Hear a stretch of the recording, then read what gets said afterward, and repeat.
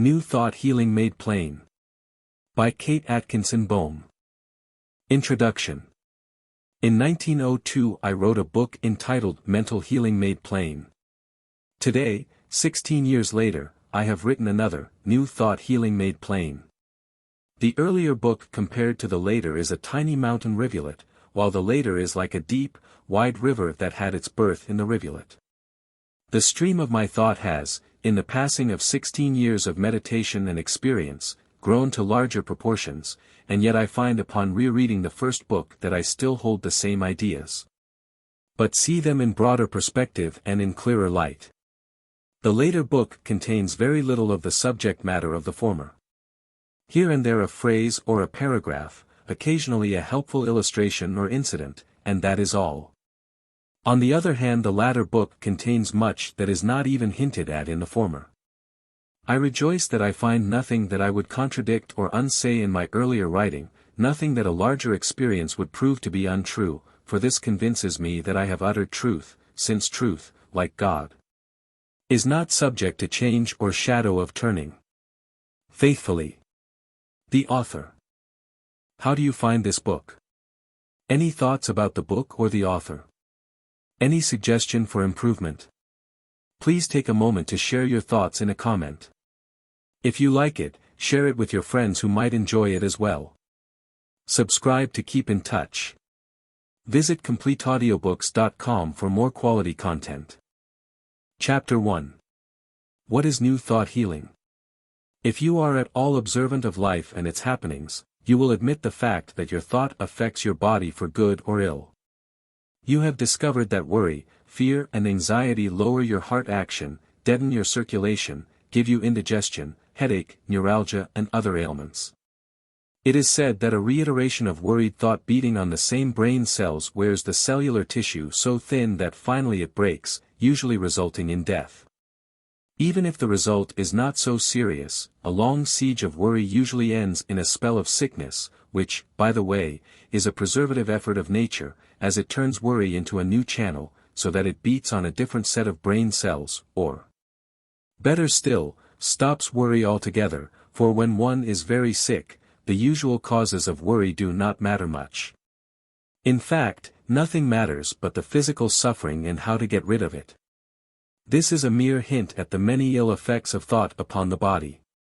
We will not dwell upon them, but turn to the good effects of the health-giving thought, and more especially of new thought. This brings us to the question, what is new thought? I can think of no more perfect, full and complete definition of it than we find in those wonderful words of Schopenhauer, clear vision of the world. New thought stands for a tremendous movement of the human mind toward the understanding of things as they really are. From the beginning of human life on this planet, from our earliest savage ancestors, it has been a long, hard voyage of exploration and discovery, without a chart to guide, except that of pain or pleasure. I believe that man has always instinctively sought the truth, but has encountered it veiled, hence his false beliefs regarding it. In the evolution of a germ of truth existing in each false belief lies the advance to clear vision of the world. We cannot imagine what this earth appeared to primal man, but we know that it seemed under the dominion of grim, cruel forces, always arrayed against him in the struggle for existence. Now, in his clear vision he sees those forces as beneficent, all working toward his highest evolution, all tending toward ultimate health, joy and general well-being. These states of mind and body cannot be laid on man from the outside. They must be worked out from within, as a spider weaves its web out of its own substance. God does not confer joy as an unearned gift upon man. He brings it forth from him by means of the divine urge. As man's enlarging intelligence compasses more and more of creation, he has discovered thought to be a mighty though hidden force. For that matter, all force is hidden, but in some instances the material means are evident, while in the working of thought the mechanism is invisible and intangible. How is it that thought acts upon the nerves and muscles of your body, causing motion? Whoever saw a thought when it so acted on nerve and muscle? No one has ever explained this mystery, and yet we accept it as a fact, not wholly because physiologists tell us it is so, but because we know it through our own experience. I see a book on the table. I think I would like to examine it. I am conscious of that thought. Then I think I will take it up. I am conscious of that thought also. Then I do take it up, and I am conscious that in some mysterious way my thought has caused my hand to reach out to the table and draw the book toward me. Hundreds of nerves and muscles have been brought into play, and yet I do not know how it was accomplished. I may have it explained to me how muscles respond to nervous stimulus, how they contract and expand in obedience to it, and I may see that the entire network of nerves and muscles throughout the body is controlled by thought. But that is not seeing how it is done. That, it seems, must remain a mystery. But for that reason do we deny it? Not at all. I know of no one who does not acknowledge that thought controls the body, that is, that his thought controls his own body. I may, therefore, take it for granted that you acknowledge so much, although I cannot expect you at this juncture to go so far as to acknowledge that the thought of another person can act upon your body or upon your mind. Of course we know that the audible speech or written word of another will affect your mind and, secondarily, your body, but that an unspoken thought should produce such an effect is beyond your credence. The law of telepathy or thought transmission is now accepted by scientists the world over. Such men as Sir Oliver Lodge, Sir William Crookes and Alfred Russel Wallace have tested this law and proved it to be a fact. Or, if you seek proof nearer home, you can find it in the following simple experiment. Get together a few of your friends. Blindfold one and place him in the middle of the room, after having shown him a key or some other object which you intend he shall find. Surround this person by the rest of your friends, standing in a closed circle with joined hands, while all of you think steadily of the key in the place where it is deposited. After some hesitation the blindfolded person, with slow and uncertain steps, will move toward the key and will ultimately find it. I will describe the sensation of the person blindfolded as I experienced it. First my mind felt utterly vacuous. All thought seemed to vanish. Then in a few seconds I felt pushed by unseen hands in a certain direction, although no hands were touching me. So strong was the inclination of my body in that direction that I would have fallen had I not put out one foot to balance myself. Then another push and another step, and so I gradually approached a chair on which the key had been placed. When I reached the chair my whole body relaxed, and I drooped over it with arms listlessly hanging until one hand touched the key. On another occasion the key was hung upon the wall, and when I touched the wall I felt a desire to stretch upward with one arm. I did so and grasped the key where it hung upon a nail. Now, had the force of those minds been directed to my mind I might have had a definite idea of the position of the key. I would probably have thought, the key is on the chair, or the key hangs on the wall, but I had no such definite thought, nothing but a vague blind movement for which I could not account. I was impelled to move, I knew not why. It therefore seemed that the thought of the minds concentrating upon me acted directly upon my body without passing through the medium of my mind. To me this was conclusive proof that the thought of one person can act directly upon the body of another person. There is a large hospital in France called La Salpêtrière. It is one of the oldest and largest hospitals in the world, covering an area of 74 acres, and consisting of 45 large blocks. In that hospital the patients are treated almost entirely by the power of thought, but it is used as hypnotic suggestion. They do some strange things there which you would hardly credit, did not the reputation of the physicians in charge and the standing of the hospital back up the statements. Let me tell you what is done to those patients while in a state of hypnosis. A drop of cold water is placed on the flesh, and the patient is told that it is boiling oil. It then draws a blister. Now, how do you suppose this effect is produced? Quite a mystery, is it not? But being done and testified to by reputable physicians in a reputable hospital you cannot very well doubt it. They also take a fly blister and divide it into 3 equal parts, 1, 2, and 3. Number 1 they place upon a patient's right arm, number 2 upon the left arm, and number 3 upon the arm of a person who is not hypnotized. This done, the doctor says of number 1 that it will not draw a blister, and says nothing of numbers 2 and 3, the result is that number 1 does not draw a blister. They call that negative suggestion, which means that the blistering power is taken out of the number 1 piece of fly blister, while it remains in the other 2 pieces, numbers 2 and 3. I say the blistering power is removed from number 1, but perhaps it is more correct to say that the skin of the patient is made positive against it. The fly blister becomes negative, therefore, to the skin of the patient, and produces no effect upon it, although it is a good, strong blister, as may be seen by the effects of numbers 2 and 3, of which it was originally a part. The one fly blister having been cut into 3 parts for the experiment. This, then, is the power of thought. It can turn a drop of cold water into a violent irritant, or a fly blister into something as harmless as a bit of paper. When you realize that cold water when used with suggestion can draw a blister, can you doubt the power of thought over the secretions of the body? Moreover, the drop of water is not actually necessary in the experiment, for thought without material aid has caused a blister, in the tests just quoted, and thought alone has prevented a blister. New thought healing is not hypnotic suggestion. I am only quoting the latter to prove the power of thought. The late Professor William James of Harvard said that tumefaction can be produced by thought in any part of the body.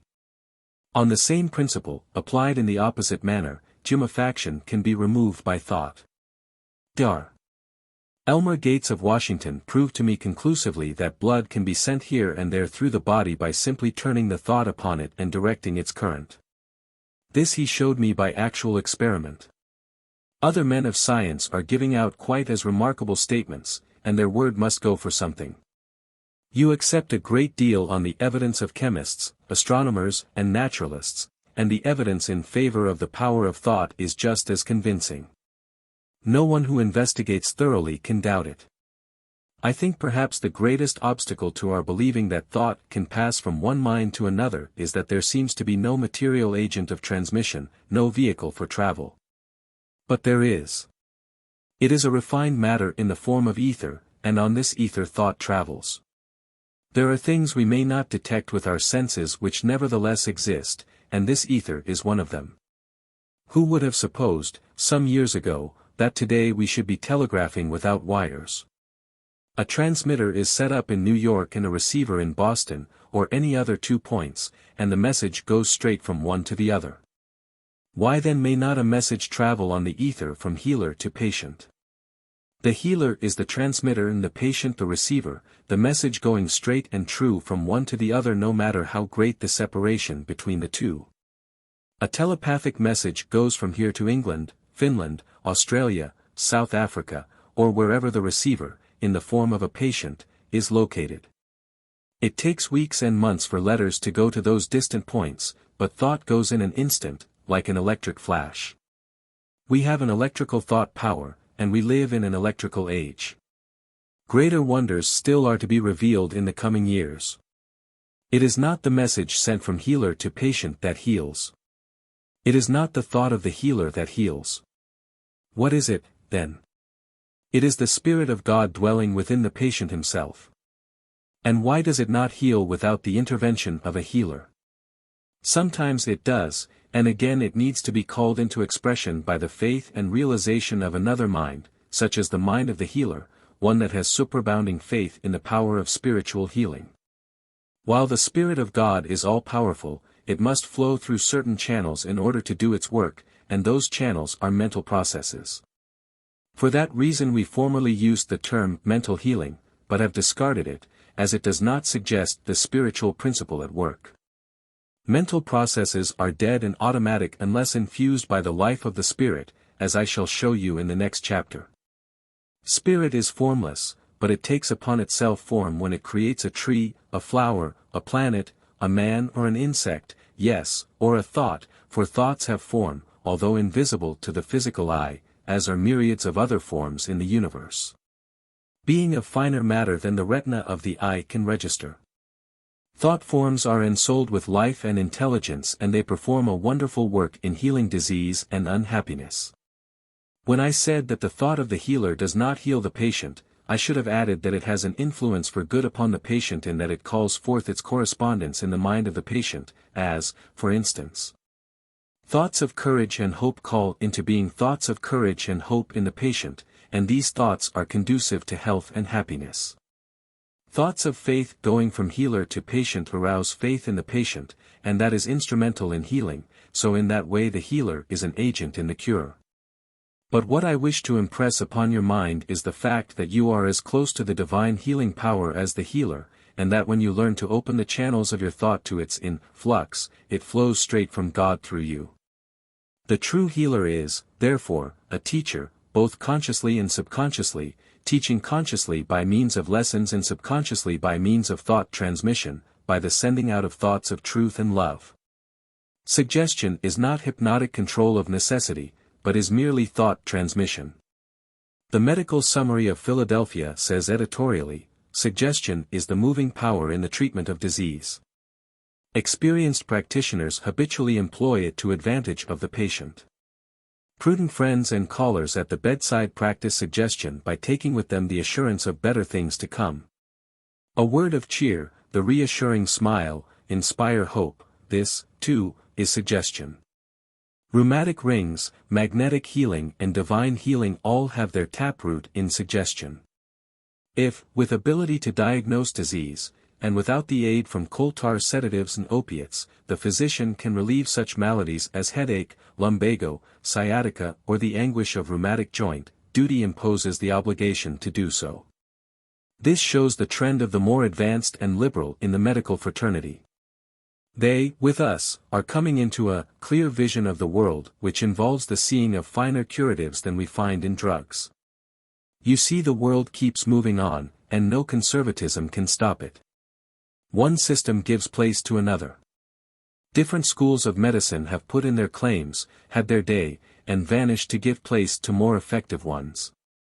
New thought healing is here now and is having its day. If it proves to be what the world is seeking, it will keep its hold.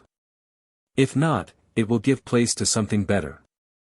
That, however, does not concern us, for, while we have a power for relieving the sickness and sorrow of humanity, it is best to use it to the uttermost instead of vaguely seeking what may possibly follow. When it is on the wane will be time enough to look for something better. It is not now waning but steadily rising toward the zenith. Before passing on to the next chapter, think over what I have said about the power of thought, and the proofs of its transmission from mind to mind. These 2 points admitted, you will not belong in conceding to thought the function of either creating or healing disease, and later you will see how it is that new thought heals disease. New thought heals because it, in its clear vision of the world, sees the universe to be governed by love and intelligence, and therefore knows that nothing can go really wrong in these lives of ours. It sees in sickness, unhappiness and adversity angels in the night to be wrestled with until the dawn, when they will depart, leaving a blessing with the wrestler. New thought shows us that our power is within, that we are the temples in which the Holy Spirit dwells. It teaches us that God is not apart from us, sitting on high, and an avenging deity, holding us under a curse and frowning upon our joys. We have said in the past that God is love, but we have not had a clear vision of that love, else we could not attribute to it cruelties that a loving human father could not inflict upon his children. No mind can be at peace and no body can be healthy when dominated by a God of love who is practically a God of hate. As well might a growing plant strive to reach the light and air when held down by a huge block of granite. The block must be lifted or blown to fragments before the struggle for life and growth will count for anything with the plant. New thought is lifting this crushing weight from the human soul, hence its great beneficence and its healing power. No man can be really healthy who is oppressed by fear, or who thinks himself a weakling in a world of antagonistic giant forces. He must know himself to be the giant, and the conqueror, because of the God within. New thought teaches that since God is omnipresent he must be within man, in continual touch with his soul, in fact one with it. One in spiritual substance, even as the ray of light is one with the sun, so that it has been truly said, closer is he than breathing, nearer than hands and feet. Outside and inside, everywhere God and a God of love, like the vision of the poet, oh.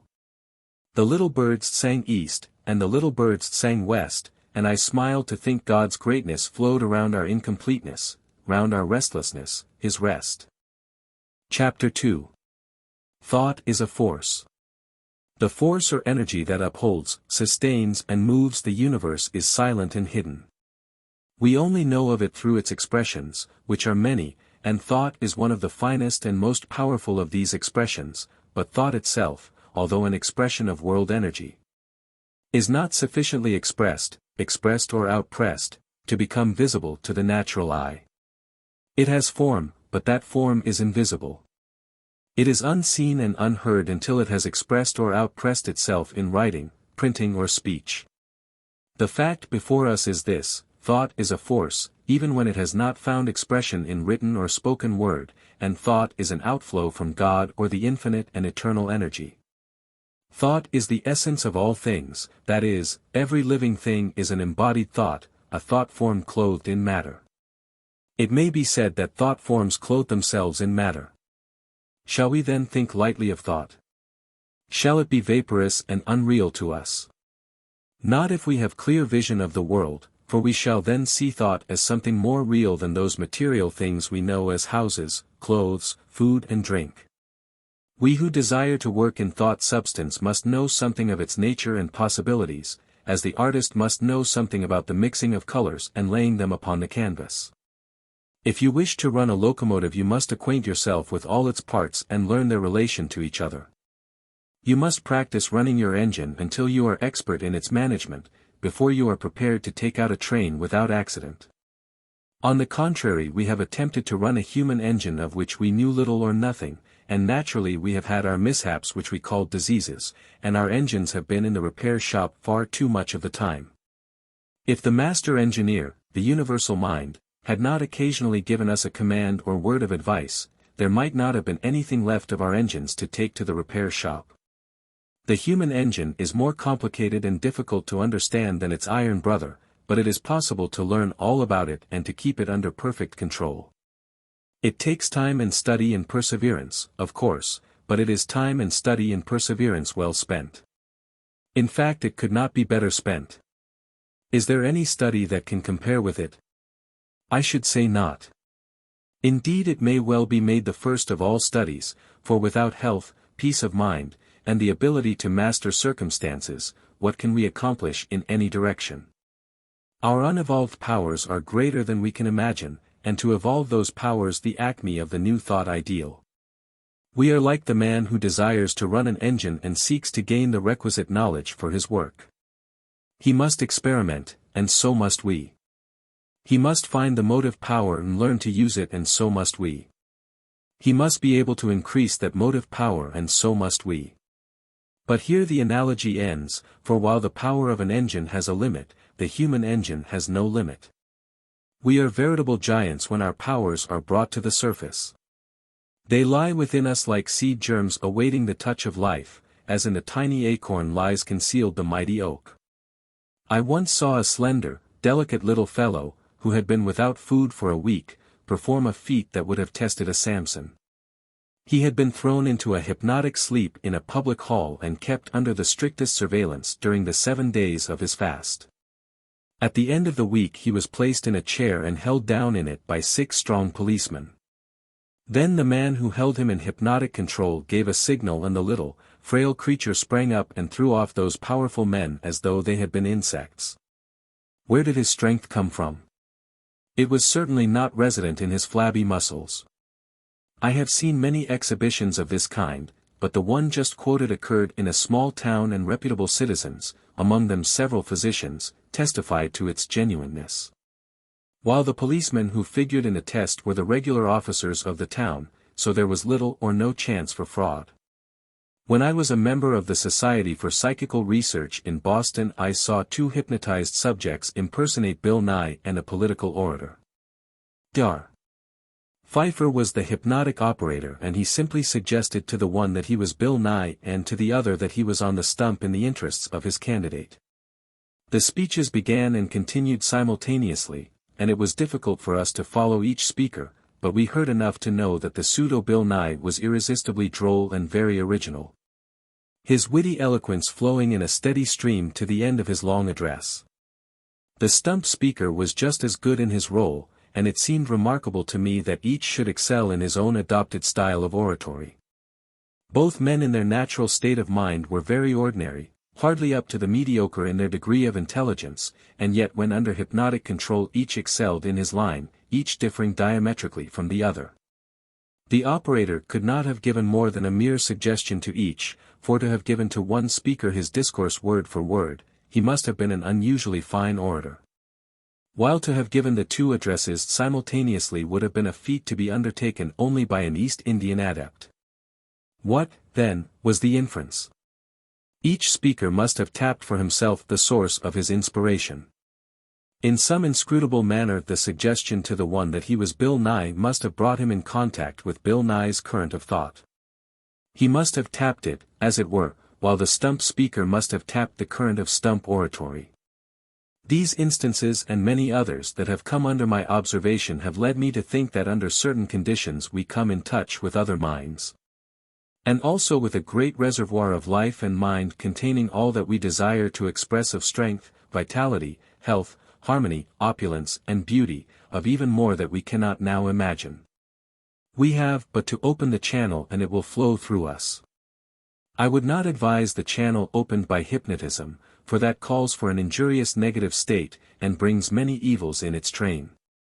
I quote hypnotism for the purpose of illustration, but do not endorse its use. To return to the simile of the engine.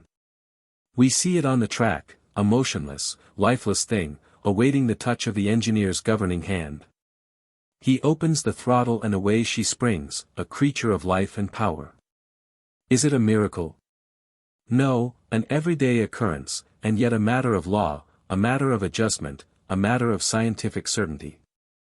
Power and life are let loose in us in very much the same way, as a matter of law, of adjustment, of scientific certainty. Complicated the human machinery surely is, but it is not impossible to understand and control it with a master's hand. The engineer uses steam or electricity to run his engine. The human engine is run by thought, the amount of energy put into it being regulated by the character of the thought. There is a current of thought generated in illusion that is weak and inefficient. There is another, based on truth, that is strong and all-sufficient. As a man thinketh, so is he. If he thinks himself strong he becomes so, as did the hypnotized subject who threw off the 6 strong policemen. Although physically weak he had been made to think himself strong. Strength was suggested to him by the hypnotizer, and he became as a giant.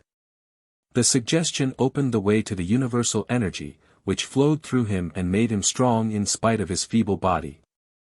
And the truth is, strength is not in muscle and nerve but in the spiritual force that infills them, else how is it that flabby muscle can perform the work of a Hercules? Also, how was it that Jeffries lost the fight with Johnson? His trainer said he was physically fit, but he began to doubt his powers several days before the fight and so he lost it, because, although really a giant, he was bound in mental chains of weakness. Again, as a man thinketh, so is he. You may think it is demeaning to spiritual force to assert that it gives strength to the prizefighter. But why not? God is no respecter of persons. He gives of his power to all who know how to get it. He sendeth rain on the just and on the unjust. God gives energy but does not stipulate how it shall be used, because man's will is free. He can use or abuse power as he sees fit, but of course he has to bear the penalty if he misuses power. That is a part of his education in the mysteries of life and the laws of his being. But to return to the subject, thought is a force, and whatever you think of yourself, that do you become, for thought is not only a force, but a creative force. If you think persistently that you have a disease you contract it, and on the contrary, if you have contracted the disease and can be made to think strongly enough that you are in perfect health, you rid yourself of the disease. 2 subjects in hypnotic sleep, one with a cough and the other without, can be so treated by suggestion that when they awake from the sleep, the one who had the cough is free from it, while the other subject has contracted it.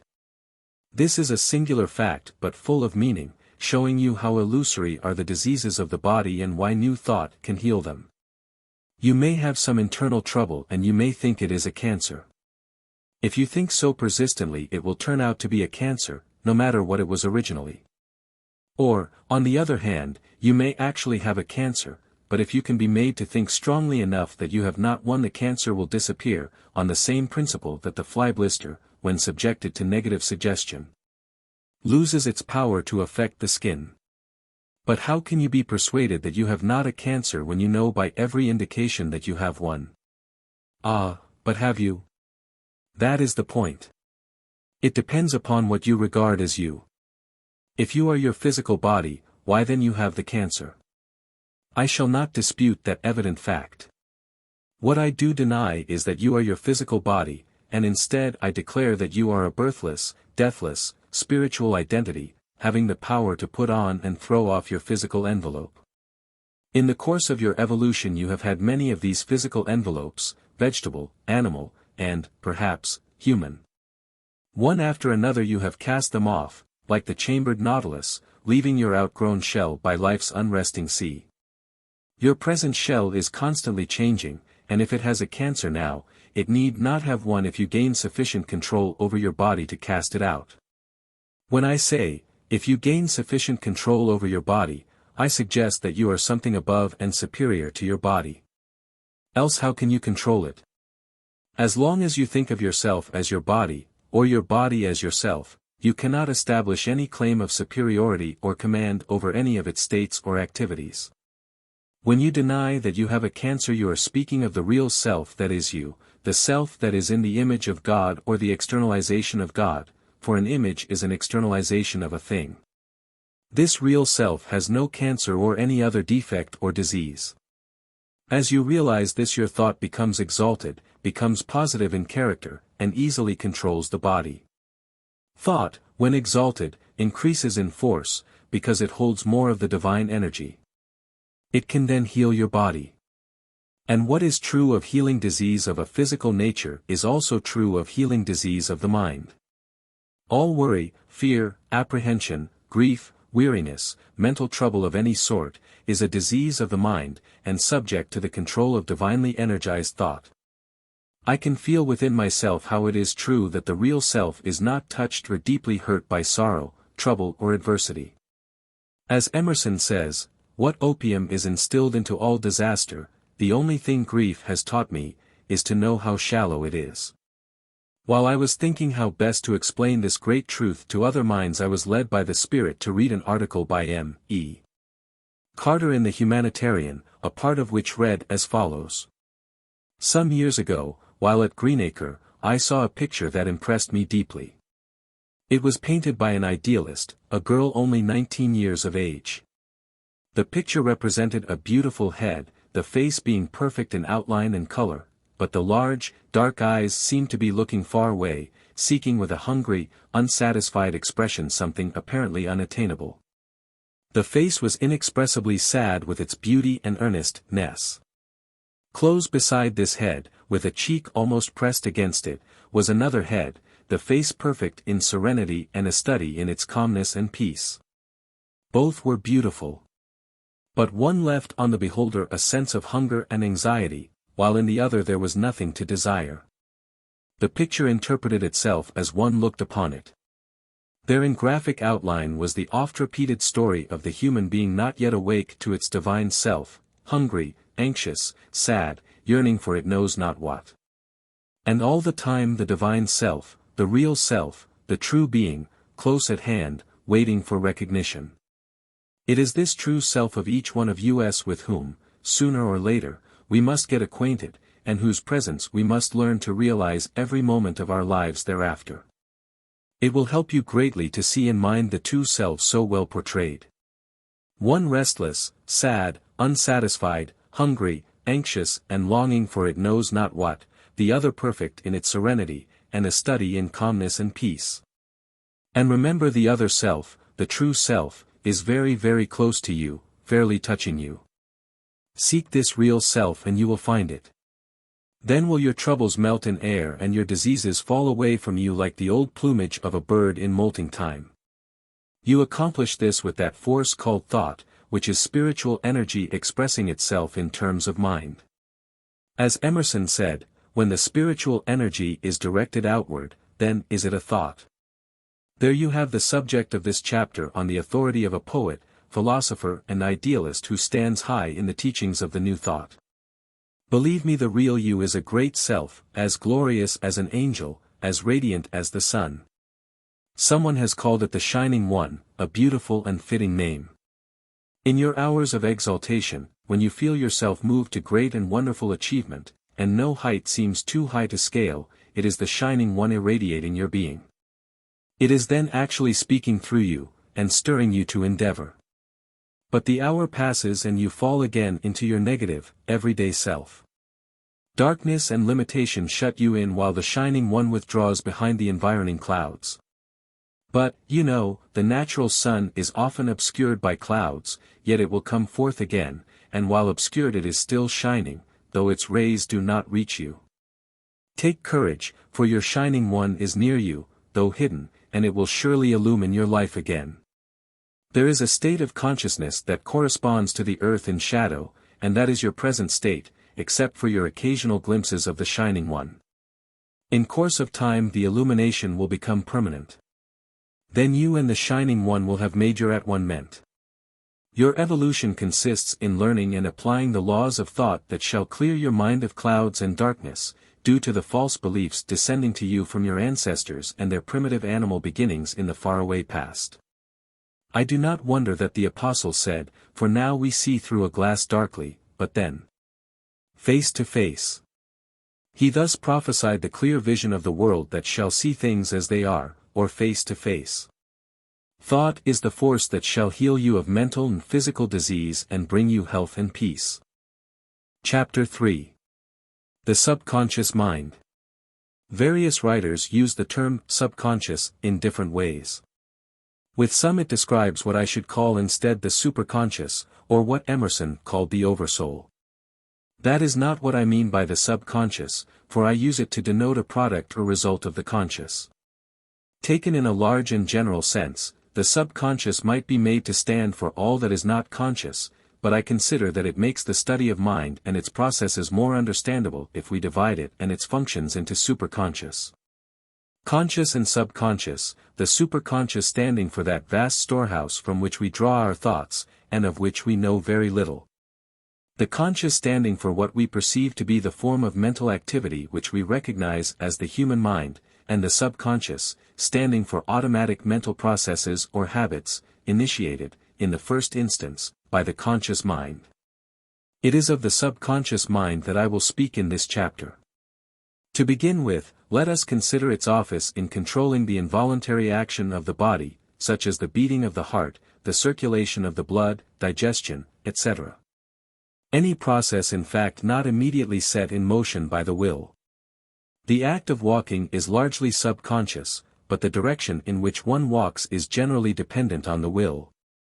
Although it often happens that when one goes in the same direction daily the feet will turn certain corners while the conscious mind is occupied with other subjects of thought.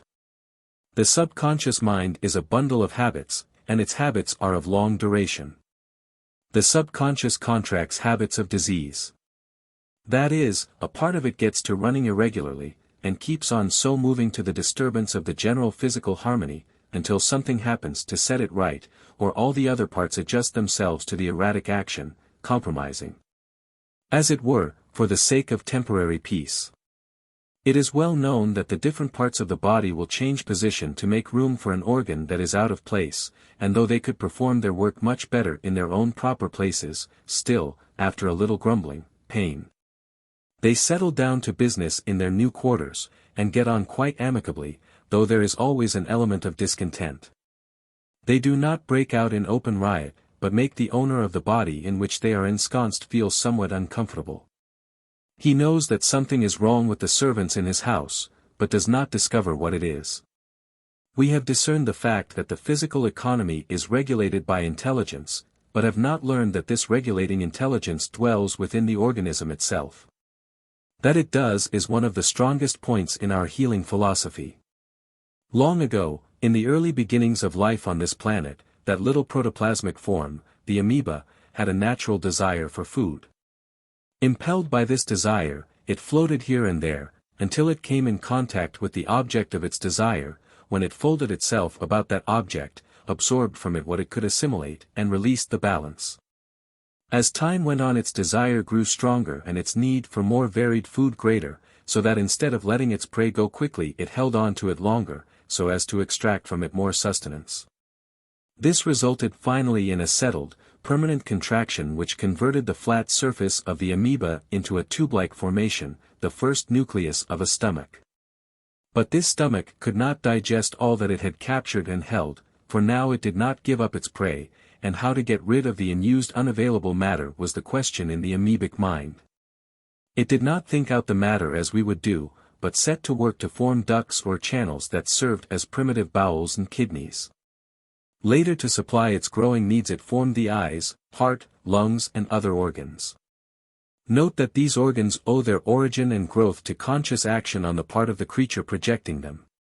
No matter how low the form of life, if it has any knowledge of external objects, that knowledge may be termed consciousness, for to be conscious means simply to know, the word conscious coming from the Latin conscious, from con and scire. To know. The amoeba was conscious because it knew of the presence of its prey, and it knew enough to grasp that prey. It also had will, for it willed to grasp its prey. But, as its desires grew apace, it dropped the conscious control of the first established activities, because it could do so by virtue of mechanical law which converts conscious activity into a habit, that becomes automatic. And practically conducts itself without conscious direction or supervision. If you set a ball rolling, it is carried forward by the momentum given by your hand, which is the agent of your conscious volition, and the ball rolls on until the force transmitted to it is spent. By the same law, the mechanical action set up at first in the body by conscious volition continues until the force imparted to it is exhausted.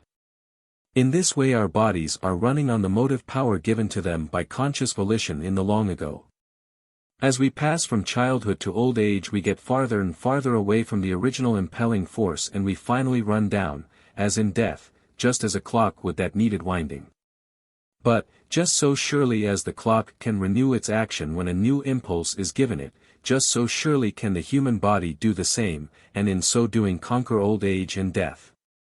In winding the clock that its action may be renewed, you are dealing with a merely mechanical object. In renewing the bodily mechanism, you are dealing with living tissues, animated by mind and spirit. Therefore, in the latter instance, your tools must be of mind substance, because you cannot regulate a thing of mind with a steel tool. You cannot adjust mind substance with a screwdriver and hammer. The body is really mind substance, solidified into material atoms and molecules. Schopenhauer reduced this world to two factors, will and idea. Will stands for the eternal energy and idea for the form it assumes. I believe this to be true, and as the individual is the microcosm, or epitome, or microscopic edition of the macrocosm or universe, I consider that the motive power of the individual is made up of will and idea. Thought is the form that will resolves itself into, therefore thought is a force, and it is the force with which we adjust and regulate the living tissues of the body. If you mentally tell a sick person that he is well, no matter how sick he may apparently be, the affirmation falls into his subconscious mind, which takes the suggestion and acts upon it, for the subconscious mind is sensitive. Vibrating mind substance, and when it is touched by a living word it moves in accordance with that word. Living words are words of health, words of success, words of good cheer, and the subconscious mind responds to them by setting up better circulation, steadier heartbeats, better muscular and nerve action, better sight, better hearing and better digestion. On the other hand, dead words, such as, I am sick, miserable, poor, unfortunate and hopeless, all have a disastrous effect upon the subconscious mind, lowering the tone of the whole system and producing the exact opposite of the effect of the live words. Not once only in the history of the world was the word made flesh, but every day, every hour and every moment is it occurring. The word is continually made flesh, and happy he who chooses the living word for his utterance. If you are told that you are well when you are as sick as you can possibly be and live, it will seem to you like a baseless and false assertion, but it is not, and why? It is not baseless and false for the reason that your sickness refers to a passing physical state which does not belong to the real you. If I see you in a rage at a certain time, and yet know you to be really a person of equable and sweet temper, shall I pronounce you a savage brute? That is what you seem to be at the moment of observation, but I take into consideration that this passing brainstorm does not represent you as I know you to be. Your bodily sickness is just as much a passing mood of the body, so the new thought healer takes a firm stand and asserts that you are in reality perfectly well, sound and whole. This is true of the spiritual substance which is really you. This spiritual you is a creator. It is an emanation from the God center of all being and brings with it divine power, creative power. Its words are living words and are externalized in beautiful, healthy, bodily substance. Try the effect upon the subconscious mind of vigorous, positive, living words. When you are weak, affirm that you are strong. Remember the hypnotized subject, who, through suggestion, acquired such tremendous power, though his muscles were flabby and his body puny. The only difference between hypnotic suggestion and autosuggestion is that in the former the conscious mind of the subject is made quiescent, and is thus unable to foist its doubts on the subconscious mind, so that the latter, not being handicapped by doubt, can accept the suggestion and act upon it without hindrance. In autosuggestion you will have doubt to contend with, so it will take longer to get results, but if you persist, you will finally cast out doubt and thus obtain a clear channel for infinite power to flow through you from center to circumference. Even though you are overwhelmed by poverty, sickness and sorrow, affirm the opposite. Say with all the earnestness you can muster, I am rich, I am well, I am happy. Say it again and again, day after day, though all things conspire to give the lie to your words. If you do this faithfully you will at last enable the subconscious mind to make your words come true. If you throw bicarbonate of soda into an acid, you correct its acidity. By a law certain and unvarying you can sweeten by affirmation the sourest states of body and environment. I have proved this in my own life, and knowing what autosuggestion has done for me, I entreat you to see what it will do for you. It calls for persistent effort, but that effort in itself and aside from results is beneficial. You have nothing to lose in the attempt. You risk nothing and you have so much, so very much to gain.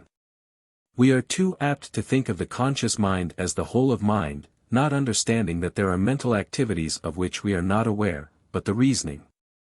Philosophical person accepts on good proof much more in the world than the small part of it that comes under his immediate observation. He believes in suns, stars, planets and worlds that are beyond his cognizance. We have equally good proof of the existence of mind that is beyond our cognizance.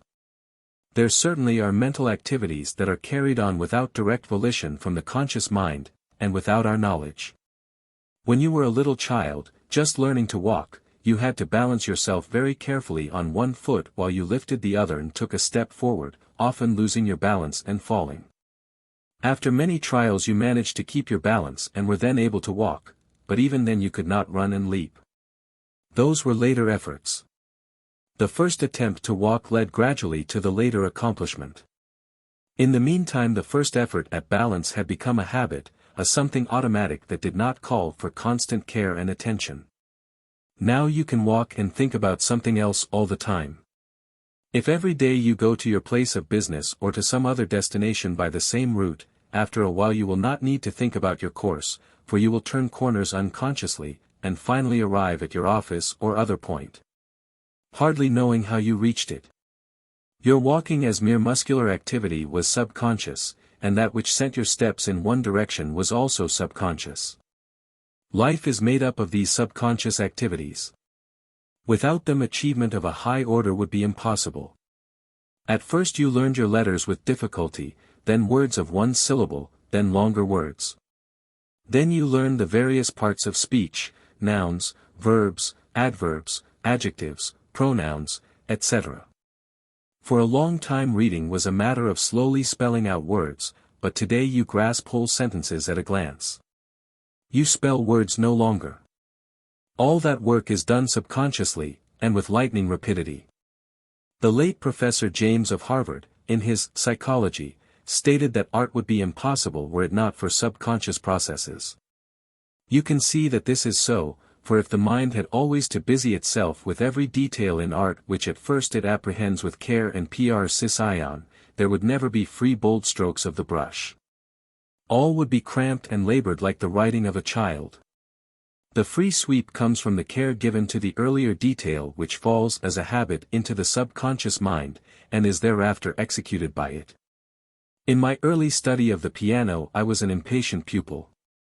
I could not understand why I was kept on scale and arpeggio, when I thought I could learn to execute them just as well by taking them as they occurred in a piece of music. My music master knew better, and he said, "You must make your technique a habit, so that you can execute runs, etc." Unconsciously, for later you will have other things to consider and cannot give your thought at the same time to technique in detail. Some time afterward I saw this to be true, but could not understand it at the moment. The same rule applies to the study of bettering our physical and mental states. We must hold certain thoughts in the conscious mind day after day, possibly month after month, and in some cases even year after year, until they become an essential part of us. Until they fall into the subconscious mind and set up there in activity. If you wish to be healthy and carry about with you the magnetic aura of sweetness, goodness and power, in other words, if you wish to be a radiant success in life, shining with the joy of accomplishment, you must hold in mind the thoughts that make such attainment possible, and you must go on holding them until they bring results. A fleeting thought will have little or no effect in bringing you the ideal states that you are seeking, but a thought held day after day becomes a tremendous force in your life. If the thought be true and noble, the subconscious mind moves to the measure of truth and nobility. If the thought be crafty and mean, the subconscious moves to that measure. As it moves, it registers its processes in the glance of your eye, the turn of your head, the tone of your voice, the movement of your hand, and in many another form of your expression. Your inner self, which you fancy is hidden from observation, is thus constantly revealing itself to others and attracting or repelling their confidence and affection as the case may be. And the confidence and affection of the world around you are two strong factors in winning success. If you are not liked and your life is not a success, look to your inner life and see what is wrong with it. The trouble lies doubtless within yourself instead of in the world outside. The subconscious mind is also creating your physical conditions to the measure of your thought. It does this so silently, so secretly, that you have no idea of its work in affecting the conditions of your body. You will understand better how you can be unconscious of the activity of the subconscious, when you notice that you can pursue a long train of thought, and be so absorbed in it that you are not conscious of yourself as thinking. And will not be until you come to yourself at the end of your train of thought. Your mind has been working intensely all the while, but you were not conscious of it. It is certain that the subconscious mind pursues a very active course without our cognizance. It is also far-reaching and extends beyond the bounds of our immediate surroundings. It reaches out and works for our good or ill, according to the nature of our thought. Our best thoughts and purposes come from the superconscious mind into the conscious, and thence proceed into the subconscious in the form of habits of thought. They pass from the immense, illimitable tract of the superconscious into the comparatively small channel of the conscious, thence to pass on to that other immense, illimitable tract of the subconscious, where they become living factors for our weal or woe. Chapter 4. The Superconscious Mind. There is a vast storehouse from which we draw our thoughts. It is great and wonderful beyond our imagination, and it is open to every one of us. This storehouse was called by Emerson, the Oversoul, and perhaps no better name could be given it, but for the purpose of distinguishing it from the conscious and subconscious, I shall call it the superconscious mind. No one knows exactly what the superconscious mind is, for that matter we know very little of the conscious and subconscious mind. But we are learning more through observation and experience, and I believe we are close to a greater knowledge of the superconscious mind. We believe it to be the home of the potential or the unexpressed instead of the actual, actual, or expressed. What the unexpressed is I shall not attempt to define, because I cannot. If I could define it, it would cease to be the unexpressed and become the expressed. All we need to know is this: is there a superconscious mind? If so, how are we related to it? If it be a storehouse, and we can draw from it, what can we draw and how can we draw it? A thought comes into my mind. Where does it come from? Some other mind? Yes, possibly. But where did it come from in the very beginning? How did it get into that other mind from whence it comes to mine? A coin may pass from hand to hand in the course of its circulation, but originally it came from the mint. Still farther back it came from a mine, and earlier still it may have been in the form of ether, so in the first place it was not a coin in circulation.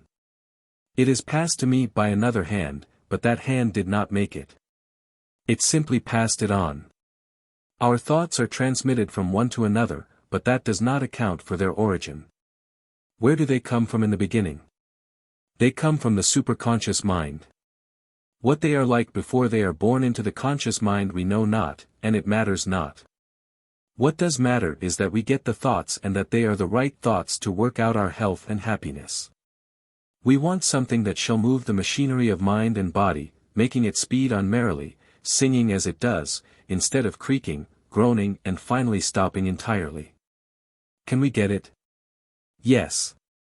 We have reached a place in intelligence where we know what we want from the storehouse, but doubt if we can get it.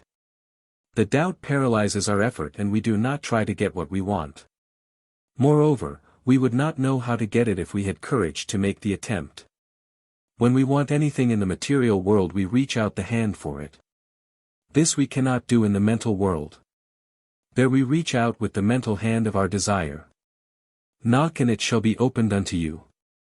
Desire is the hand that knocks at the door of the superconscious, and the door is opened. Thought comes into the mind, but it seems to come in hit or miss fashion. It, however, does nothing of the kind. It is regulated in its coming by law. Every thought that comes to us is drawn as unerringly as one chemical atom is drawn to another. It is drawn by the nature of our desire and by its kinship to the other thoughts present in the mind. If our thought is concerned with art, then we draw what relates to art. If it is concerned with music, then we draw what relates to music, and so on. Whatever we elect to do and let our thought dwell upon, to that do we draw fresh stores from the superconscious, and so do we grow in our endeavor, whatever it may be. The old thought of the world was that each person had a certain amount of talent or genius conferred upon him, and beyond that limit he could not go. The new thought teaches that there is no such grudging limit placed upon man. That he stands at the door of infinite supply. If you desire intensely to do anything in the way of high achievement, know that you can do it, no matter what your drawbacks or your age. I know a modiste who turns out the most exquisite creations in gowns and both hands are deformed so that she cannot wear a thimble, the first and second fingers on both hands having but one joint.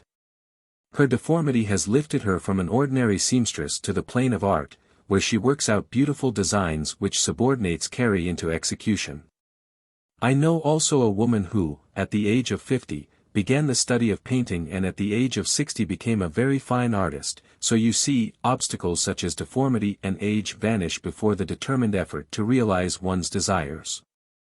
If your desire is to heal the sick, it shows that hidden within you is the power to do it. Open your mind to the superconscious, letting the thought that is related to your desire flow into your mind, and you will develop the power to heal.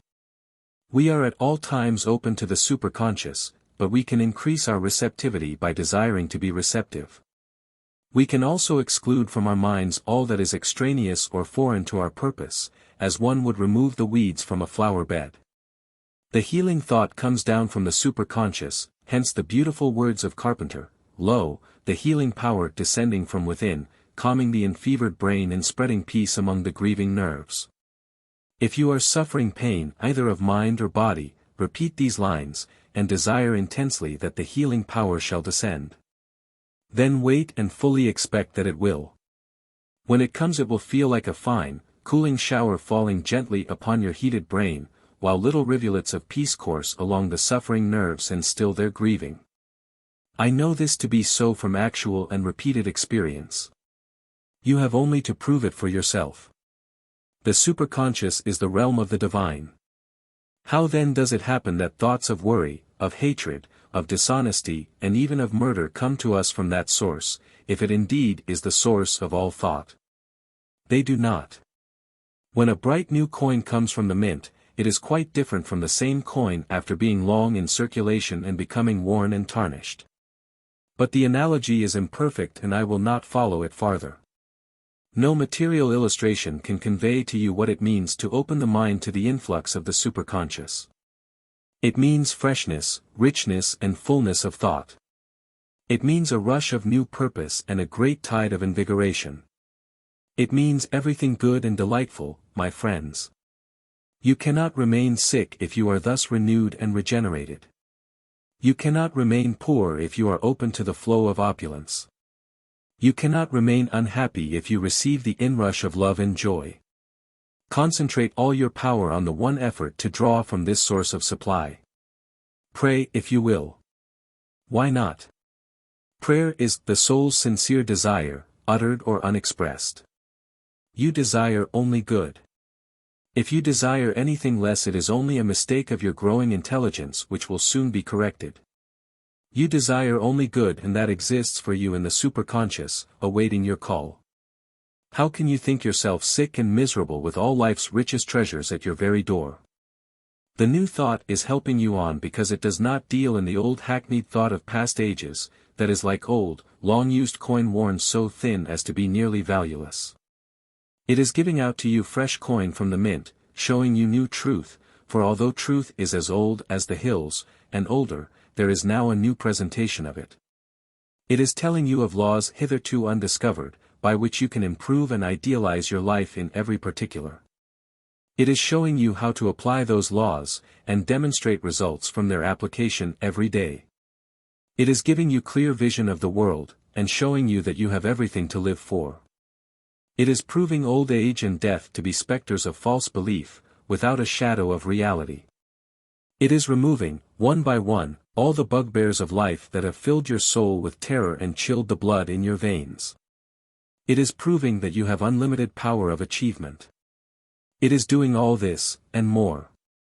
The new thought is swinging the door leading into the superconscious wide open, so that all who will may enter. Do not then lie down at the portal like a beggar and whine. Get up and put on your purple and fine linen, for all are princes who enter the kingdom of the superconscious. Chapter 5. How to heal yourself and others. In my search for the secret of new thought healing I studied faith cure, mental suggestion, hypnotism, Christian healing, divine science and Christian science. All seemed good and helpful with the exception of hypnotism, which I consider injurious, but I failed to find just what I was seeking, and the door to the superconscious stood merely ajar, not wide open. Then I turned to theosophy, not because of its therapeutic value but because of its exposition of occult laws. I thus learned much of the mobility of matter and its obedience to spirit. During this time of study I felt like an embryotic germ, blind and groping for sustenance, ever seeking something, but blindfolded so that I could not see and grasp what I sought. Afterward, as I looked back on this experience I could see that I had been growing and moving toward the light. Finally came an illumination in which I saw all spiritual substance as one and indivisible, from which I argued that I must be one with this indivisible spiritual substance or else I must be nothing, and since Emerson said, "When the spiritual energy is directed on something outward then is it a thought," a statement which I beheaved, then, since I could think, I must be of spiritual substance, possessing spiritual energy. Then I turned to Spinoza and read, "If God be infinite substance, there can be no substance outside of God, and man is therefore no substance, or he is God." This corroborated my thought as to the oneness of substance. Substance, according to Spinoza, is not a material apart or distinct from God, which he manipulates in the formation of worlds. He teaches instead, extension is an attribute of God, or God is an extended thing. If God or substance be an extended thing, then no point of extension can be other than intelligent substance, for unintelligent substance could not be God substance. If God creates by the extension of himself, then man is formed by the pushing forth into externals of God substance, hence man is either no substance or he is God substance. But while man is formed by the extension of substance, he is also formed by the limitation of substance, for were he not limited he would have no form. God is limitless in extension and also limited in extension. This sounds contradictory, but it is as though infinite and unlimited substance should set up within itself limits. Indeed, the very conception of infinite extension implies infinite limits. For when the mind attempts to think of extension infinitely extended, it reaches out into space, until it is forced to set up a limit, but just as surely is it forced to look beyond that limit, only to set up another, and so on through infinity. Therefore the limitations of man do not prove that he is not of God's substance, but rather that he is, for God's substance sets up limits within itself, but they are limits like the horizon that vanishes as we advance upon it. So do man's limitations vanish before the advance of the intrepid and adventurous soul. Then I turned to nature, and there I saw all living, growing things unfolding from a center. I saw life ever pushing forth from a center to a circumference, and finally it came to me as a sort of revelation that God is at the center of being.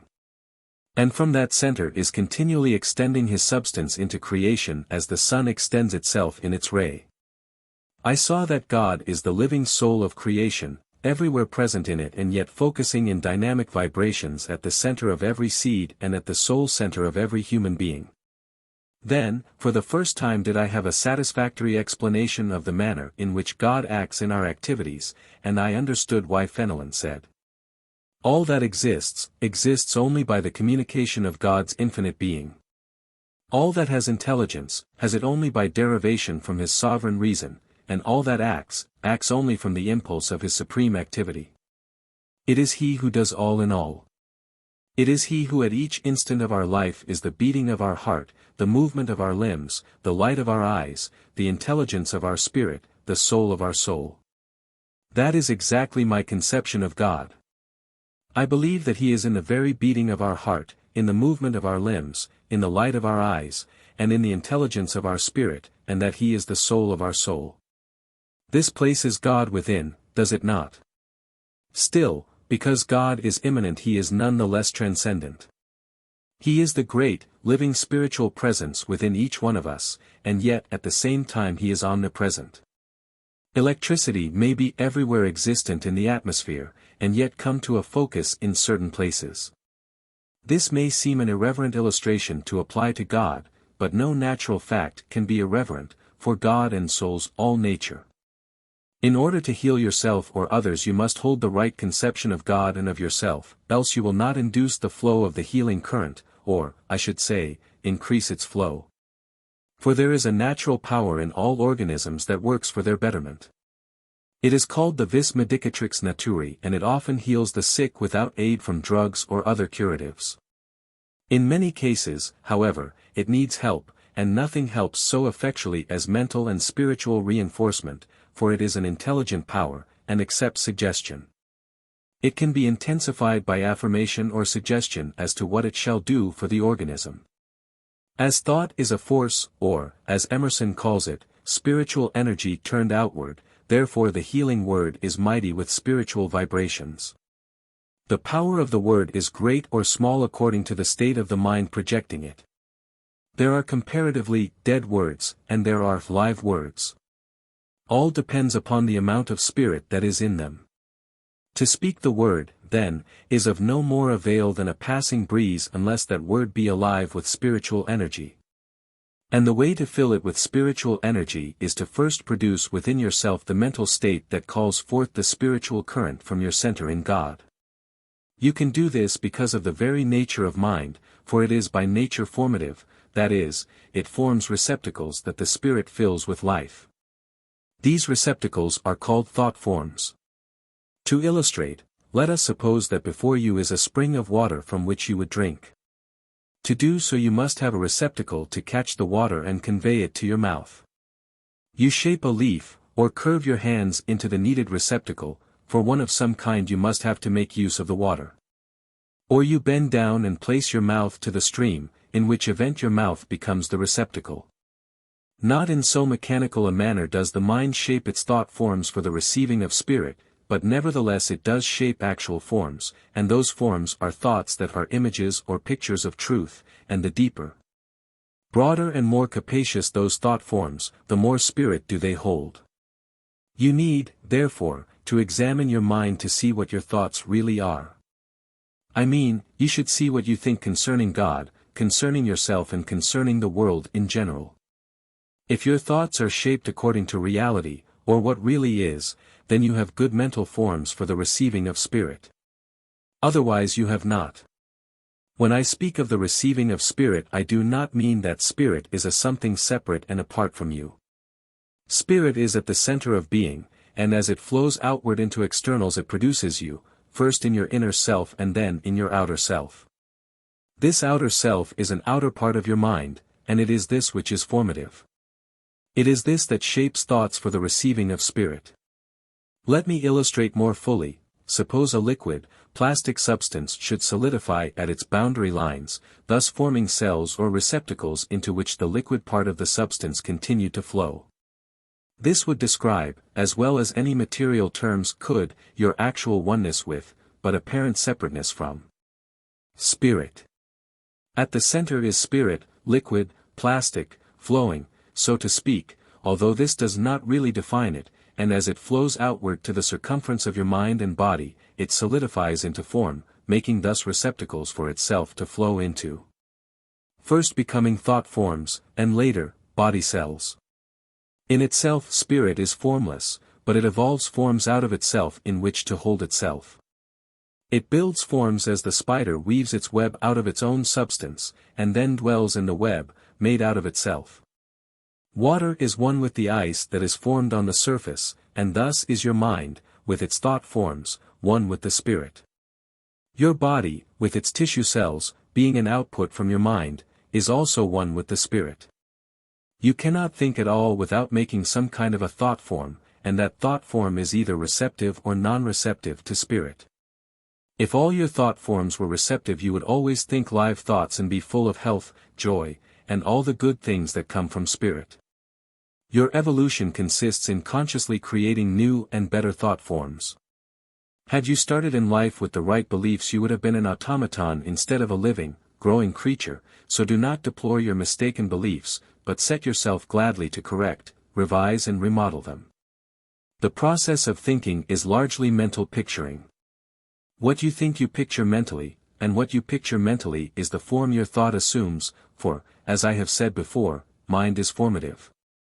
It is always creating thought forms that the spirit fills with life, according to the nature and capacity of those thought forms. If you hold a mental picture of God as a great person, or large type of man, seated on a throne, in some remote region above the clouds, you are not thinking in accord with truth, in accord with what God really is. And therefore your thought form is a dead form, and not a fit receptacle for the spirit. This conception of God is proved to be untrue by reductio ad absurdum, for if God be over your head he must be under the feet of the people on the opposite side of the globe. I assume that you have outgrown this childish conception of God, formed when the human race was in its childhood, and knew so little of science as to suppose this earth to be a flat surface, instead of a sphere. Then, too, the natural tendency of the mind is to look up to that which it reveres, hence the conception of a God above the clouds. But while you have rid yourself of this conception in a measure, the sense of separateness from God still lingers with you, as a last vestige of a mistaken race belief, somewhat as the vermiform appendix lingers in the body. Though now outgrown as to use, and often aggressive and harmful. To get rid of this vestige of false belief you must picture God as omnipresent, formless, spiritual substance, and see this substance as taking on form and pushing outward from a hidden center into the outer world, yourself included. Then think of this flowing spirit as feeding you with life, love, energy, and intelligence continually, your mind and body receiving this living current. The stream of life flows through you to a degree without your conscious cooperation, else you could not live one instant, because your life supply would be cut off. By cooperating consciously you increase the flow of spirit and receive more abundant life. It is the lack of a fuller flow of this living current, shut off partially as it is by our false beliefs or dead thought forms, that is the cause of our weakness, disease, old age and death. To have the true idea of God and of ourselves is to open wider the channel through which spirit flows, and receive a fuller stream of renewing life to counteract the material tendency of the body toward disintegration and death. If you did nothing else in treating yourself or others but hold the true conception of man's oneness with God, the healing would be accomplished, were it not that the mind wearies of holding one idea for a length of time without change. And as it thus wearies, it fails to hold the thought clearly and strongly enough to produce the desired effect. For this reason it is necessary to add to the fundamental idea of oneness other ideas based upon it and in harmony with it. For example, having pictured spirit as flowing from the center outward through you, then direct it in thought, or picture it as going to that part of mind or body that is weak or diseased. If any function or faculty seems to be failing, then picture the spirit as flowing into and vitalizing that function or faculty. Growths in any part of the body are due to a lack of proper activity or functioning. When any vital function becomes inert or deranged so that it fails to perform its office, effete matter is not thrown out of the system, as it should be, the circulation is impeded here and there. And the points of restriction become stopping places for particles of broken down tissue in the blood.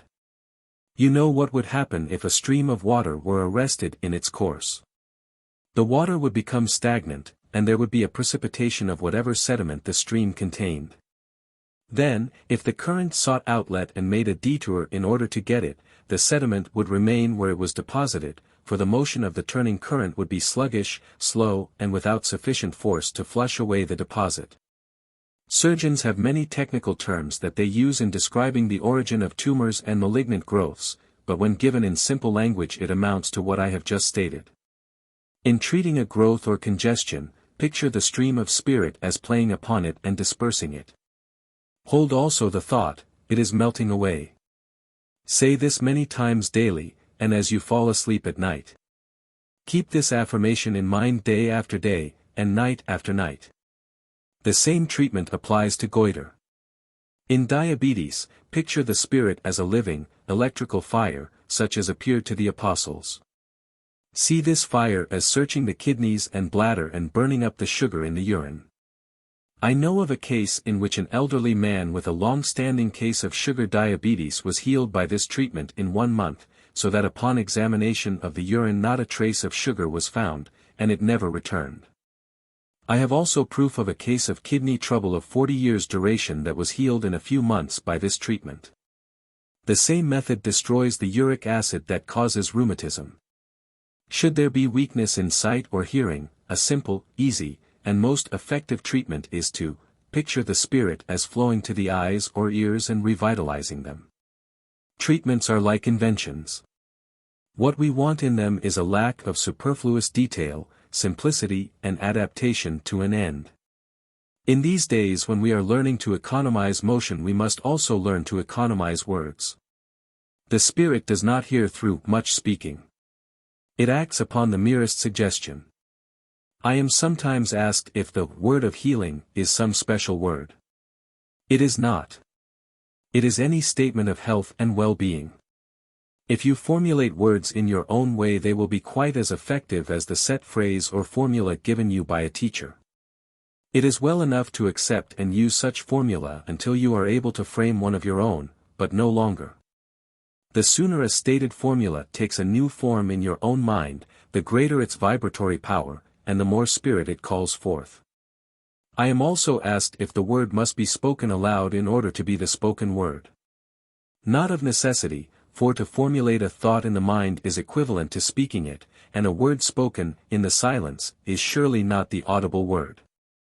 There are occultists who contend that the audible word stirs vibrations not possible to the inner or thought word, but I cannot testify to the truth of this, as I have never experimented with the audible word.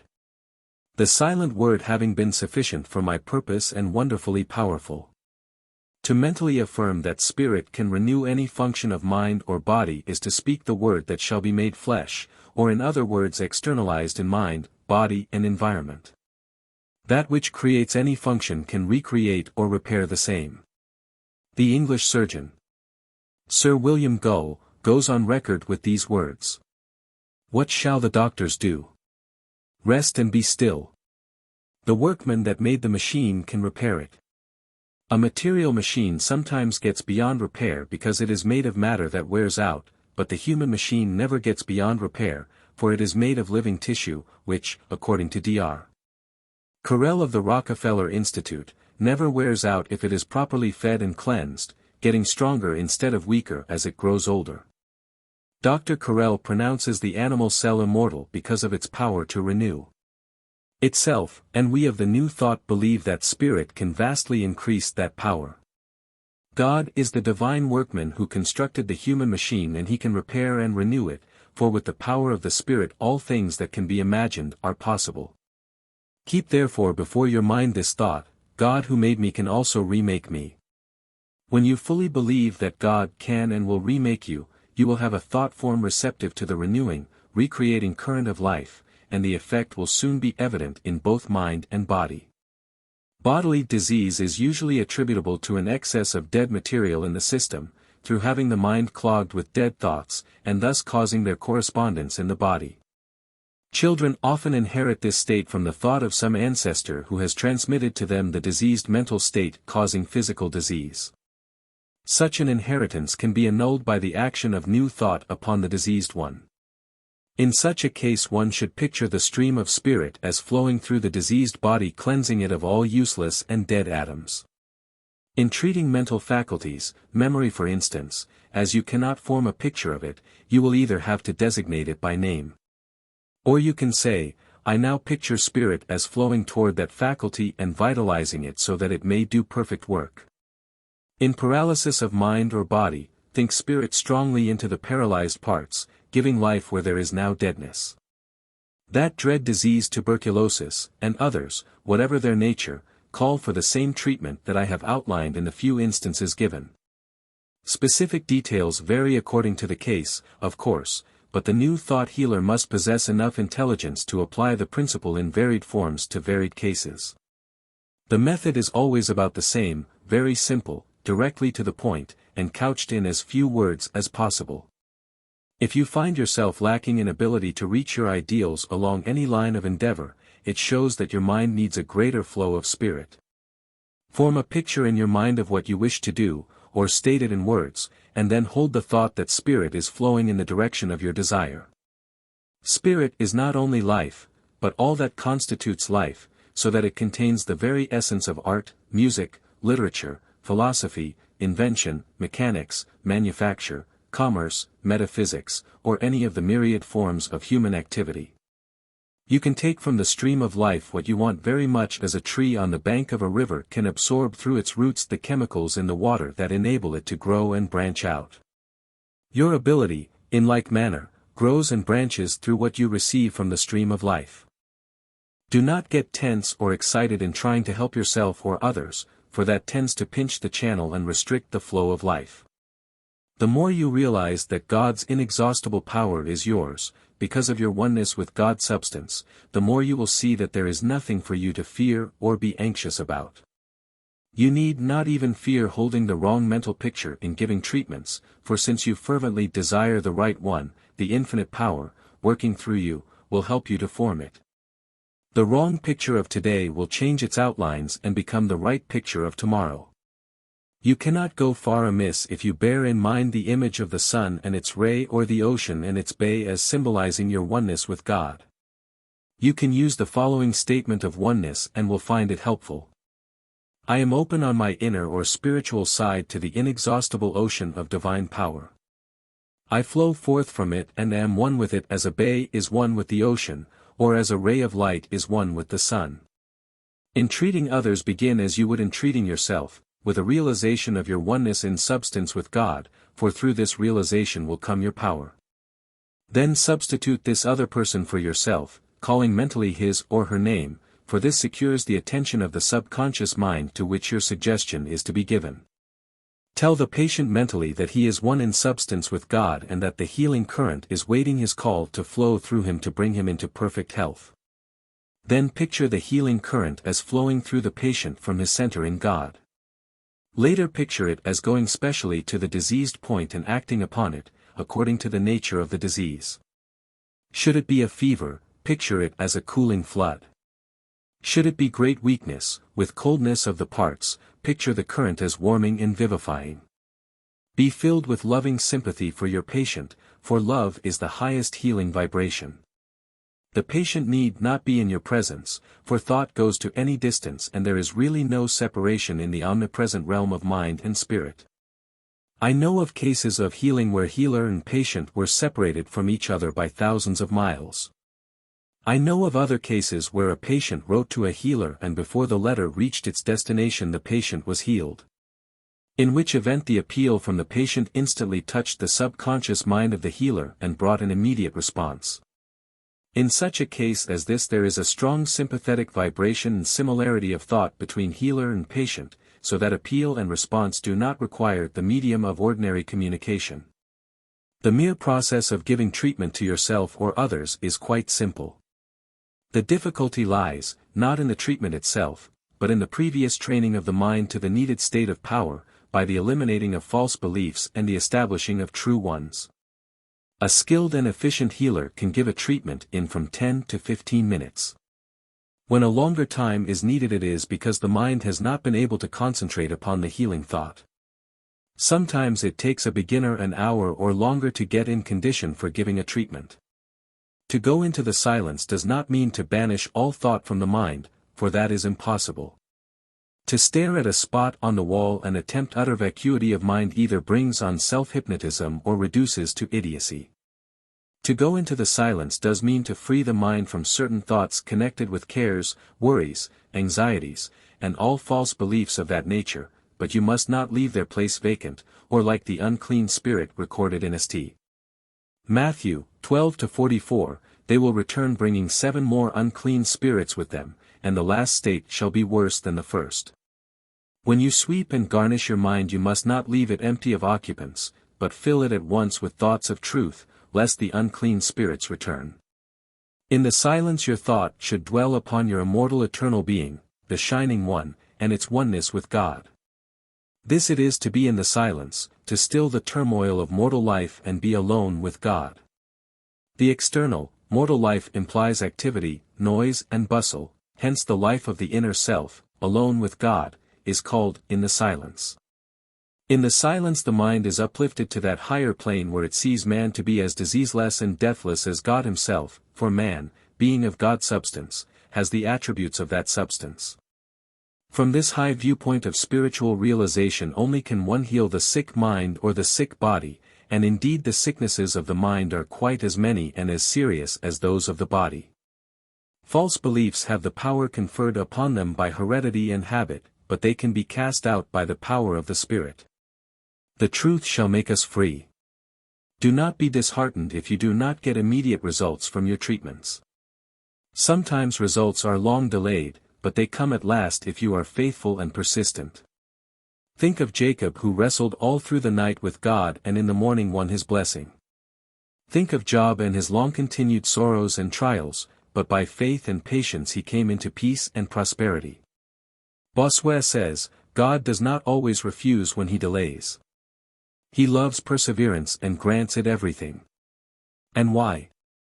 Because perseverance is a God attribute and by manifesting it we come into rapport with God, making the passage of his blessing clear and easy. God's perseverance is shown in the persistence of the eternal energy, which could not be eternal did it not persist. If you have relapses and setbacks in your progress toward health, do not be disheartened, for there is a rhythmic swing in growth which I will now explain to you. Professor Bose of the University of Calcutta, in studying the law of growth in plants, invented an ingenious instrument by which he could measure their growth, a growth that was imperceptible to the natural eye. He discovered that plants grow upward for 5 seconds, then shrink downward for 5 seconds, then remain stationary for 10 seconds, after which they start upward again and repeat the same round. In shrinking downward the motion is slower than in pushing upward, hence the 5 seconds of shrinkage do not carry the plant completely back to its starting point, so that, on the whole, it gains in stature. But note that the 5 seconds of shrinkage and the 10 seconds of remaining stationary are as 3 to 1 to the upward push. This is practically 3 steps backward to 1 step forward. I will enlarge upon this in Chapter 11. If your progress is something like that, do not complain that you are not getting ahead, for you are. Every time you treat yourself or others you become stronger and your word is more effective, and in time you will be so ensouled by the healing power that it will emanate even from your very garments. You will then heal unconsciously, and in some instances, where the faith of the patient is very great, you will heal instantaneously. To have faith in the invisible, intangible healing power is at first like stepping into seeming void, but you will find in that void the solid rock under your feet. Chapter 6. The Helping Hand.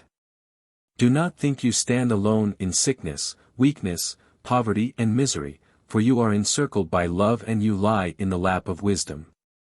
You are a child in your mother's arms, nourished at her breast, the breast of kind nature, who though she sometimes punishes, is ever ready with her reward. She only punishes to drive you back into the path leading to your greatest happiness. When entreaty and advice both fail, then she applies the lash to save you from the destroyer.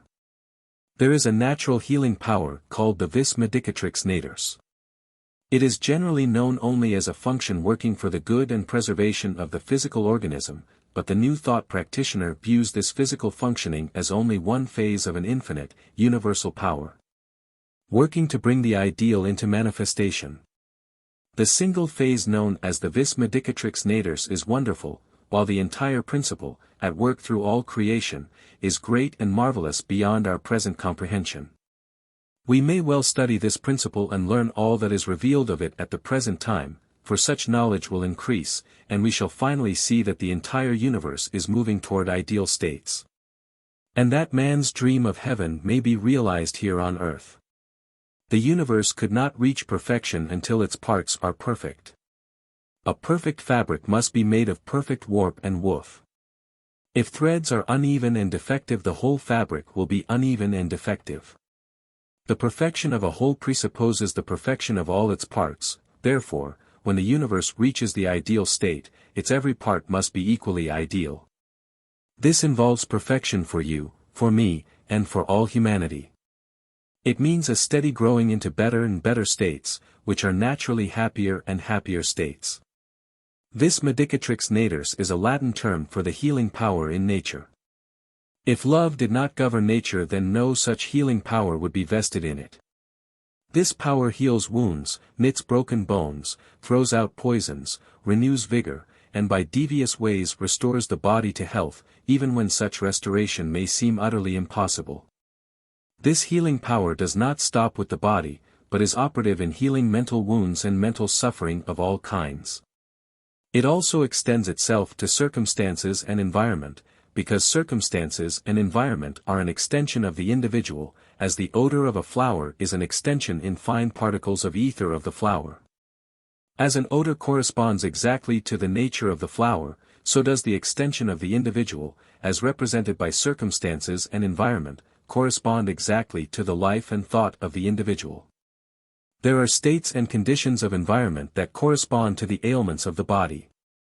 There are wounds, lesions and broken bones of environment, as exemplified by the breaking of settled states by means of separation, bereavement and alienation. There are neuralgias of environment, or the sharp pains caused by violent antipathies and quarrels. There are indigestions, or the malassimilation of relatives and friends, resulting in fermentation and discomfort.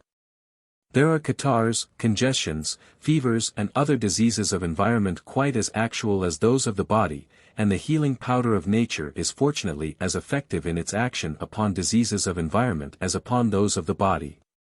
What bearing has this upon your life? Why, it is a helping hand outstretched to uplift and relieve you. It is at work every moment to bring the chaos and disease of body, mind and environment into harmonious and beautiful order. It is helping you out of present states into more beautiful ones that shall make glad your soul. Out of chaos into order is the process of creation, and it is also the process of re-creation, which is repair, or in other words, it is the repairing or new pairing or new adjustment of mental and physical atoms. By a mysterious action of the one mind upon matter this planet came into existence, and every form of life upon it had the same origin. Biologists tell us that in watching the forming of a bird in an egg the yolk appears to be pinched in here and there as by an invisible hand, until the form of the bird is vaguely outlined. Day by day this form grows more clearly defined until the living bird escapes from the shell. This illustrates the mode of creating in every instance. It is always the drawing together of indeterminate atoms into definite form. The one mind, arranging and rearranging atoms in you, is continually recreating you, from moment to moment, from hour to hour, from day to day, and from year to year. Whether you wake or whether you sleep, the recreation is accomplishing itself in you. The healing, idealizing, curative influence is working in and through you to bring you into the heaven of your heart's desire. This is the helping hand. You can hinder results or you can advance them according to your failure to recognize or your readiness to cooperate with this power. The best, simplest and most natural mode of cooperation is to think many times daily of the existence and continuous activity of this healing power, for creative action is intensified by conscious thought. The healing of a scratch is actual evidence bearing witness to the vis medicatrix naturae, but not so apparent is its functioning in the inner, invisible mechanism of the body, and even less apparent is it when acting upon your mind or environment. Where evidence is lacking, your wisest course is to accept the healing power on faith and await results. When you get those results, then will your faith be justified. I know of no more uplifting and hopeful outlook than to see that my life is being continually shaped into more ideal form, that it may become a perfect expression of divine order, health, beauty, opulence and joy. Thus and thus only can I express the divine. Just as surely as the yolk of the egg, so vague and shapeless, is the nucleus of the bird that is to be, so am I now the nucleus of a higher, happier being. So are you. The law is universal and applies to all. I can endure an unhappy hour if I know it ushers in a happier one, and especially if I know the former holds within itself the germ of the latter, and without the former the latter could not have existence. As the seed generates the future entity, so is the evolution of a human life, each new phase of it evolving from the preceding. Lacking this knowledge we have in the past hindered the good to come, for in dark hours of sickness, sorrow, bereavement and trouble, we have not consciously recognized the power that was even at that very moment striving to bring us into better states. And the law is, if we do not consciously recognize this power we handicap its endeavor, by reason of the fact that our conscious thought influences for better or worse all that concerns us. Fortunately for us this healing power stands ever at hand awaiting our oft-belated recognition, and it is never too late for us to begin to cooperate with it, for even after death it helps us in the life beyond. We are apt to think of the subconscious which is unconscious or non-conscious as being inactive because we are not cognizant of its action. That is the great mistake of our lives. When we understand that the subconscious never sleeps but acts continuously, for our weal or woe, we shall know that we control our destiny, and do so through moving the subconscious to the measure of our conscious thought. Do not mistake my meaning and think that superconscious, conscious and subconscious are three separate and distinct minds. They are all one mind, but one mind differentiated in functioning as a tree might be differentiated into root, trunk and branch. Subconscious mind is as intelligent as conscious mind, if not more so, as its activity indicates a very high order of intelligence. The vis medicatrix naturae is an intelligent activity of the subconscious, and therefore we are not conscious of its operation, noting only the results, and by virtue of them assuming that it is operative. Having satisfied ourselves of its operation toward beneficent ends, we cooperate with it or intensify it by dwelling in thought upon it, and by suggesting to it certain channels for its forces to move in. When conscious and subconscious have a united purpose, the former does not pull against the latter to hinder its action. But if, on the other hand, the conscious mind is filled with doubts and misgivings as to the ultimate victory of good, with its attendant joy and health, then the conscious mind pulls against instead of with the subconscious, and hinders its accomplishment. It devolves upon you, then, no matter what your present state may be, nor how disheartening it may seem, to see it mentally as holding the germ of future betterment. That great scientist Sir Oliver Lodge has arrived at the following conclusion. No existing universe can tend on the whole toward contraction and decay, because that would foster annihilation, and so any incipient attempt would not have survived. Consequently, an actually existing and flowing universe must on the whole cherish development, expansion, growth, and so tend toward infinity rather than toward zero. Given existence of a non-stagnant kind and ultimate development must be its law. Note how that term, flowing universe, coincides with the radiant center idea that life flows outward into expression from a center which is God. The universe is on its way to higher and better states. That which tends toward infinity tends toward perfection. One cannot think of the infinite as imperfect, as subject to bondage or unhappy conditions. Development, expansion, growth, all lead to increasing freedom from all that restricts and binds. Bonds, however, have their use for a time, for power is not gained without overcoming the limits set by opposition, restraint, resistance, obstacle and hindrance. That is why I say, the unpleasantness of the present hour holds within itself the undeveloped germ of future joy. The fairest lily has its inception in the bondage of down-pressing earth and darkness, from which, and by means of which it pushes upward into freedom and light. Bear constantly in mind that the vis medicatrix naturae is always working for the good of your mind, the good of your body, and the good of your life in its every detail. If appearances contradict this statement, let me remind you that appearances are like the horizon, only an appearance, and the horizon no longer deceives you, since you have learned that it does not mark the end of the earth. Neither do your apparent limitations mark the end of your endeavor, for the horizon line symbolizes another illusion that has long held the world in bondage to disease and weakness, namely, the mental horizon line that limits your powers to the finite, when the truth is they extend beyond this elusive line and stretch far and away into the infinite. Not the least of your infinite powers is the vis medicatrix naturae, the healing power, the helping hand, that is working unceasingly for your betterment, and for a higher type of well-being than you can now imagine, in your present state. At its best, when compared to your coming state, you are as the grub to the butterfly, or the atom to the archangel. Goaded, driven, coaxed and carried, you go on your way to better things, in spite of your mistakes and shortcomings. You could not stop your progress entirely if you tried, but you could hinder it for a time by not cooperating with the law. Be at peace with your surroundings, for they are an indispensable part of your unfoldment.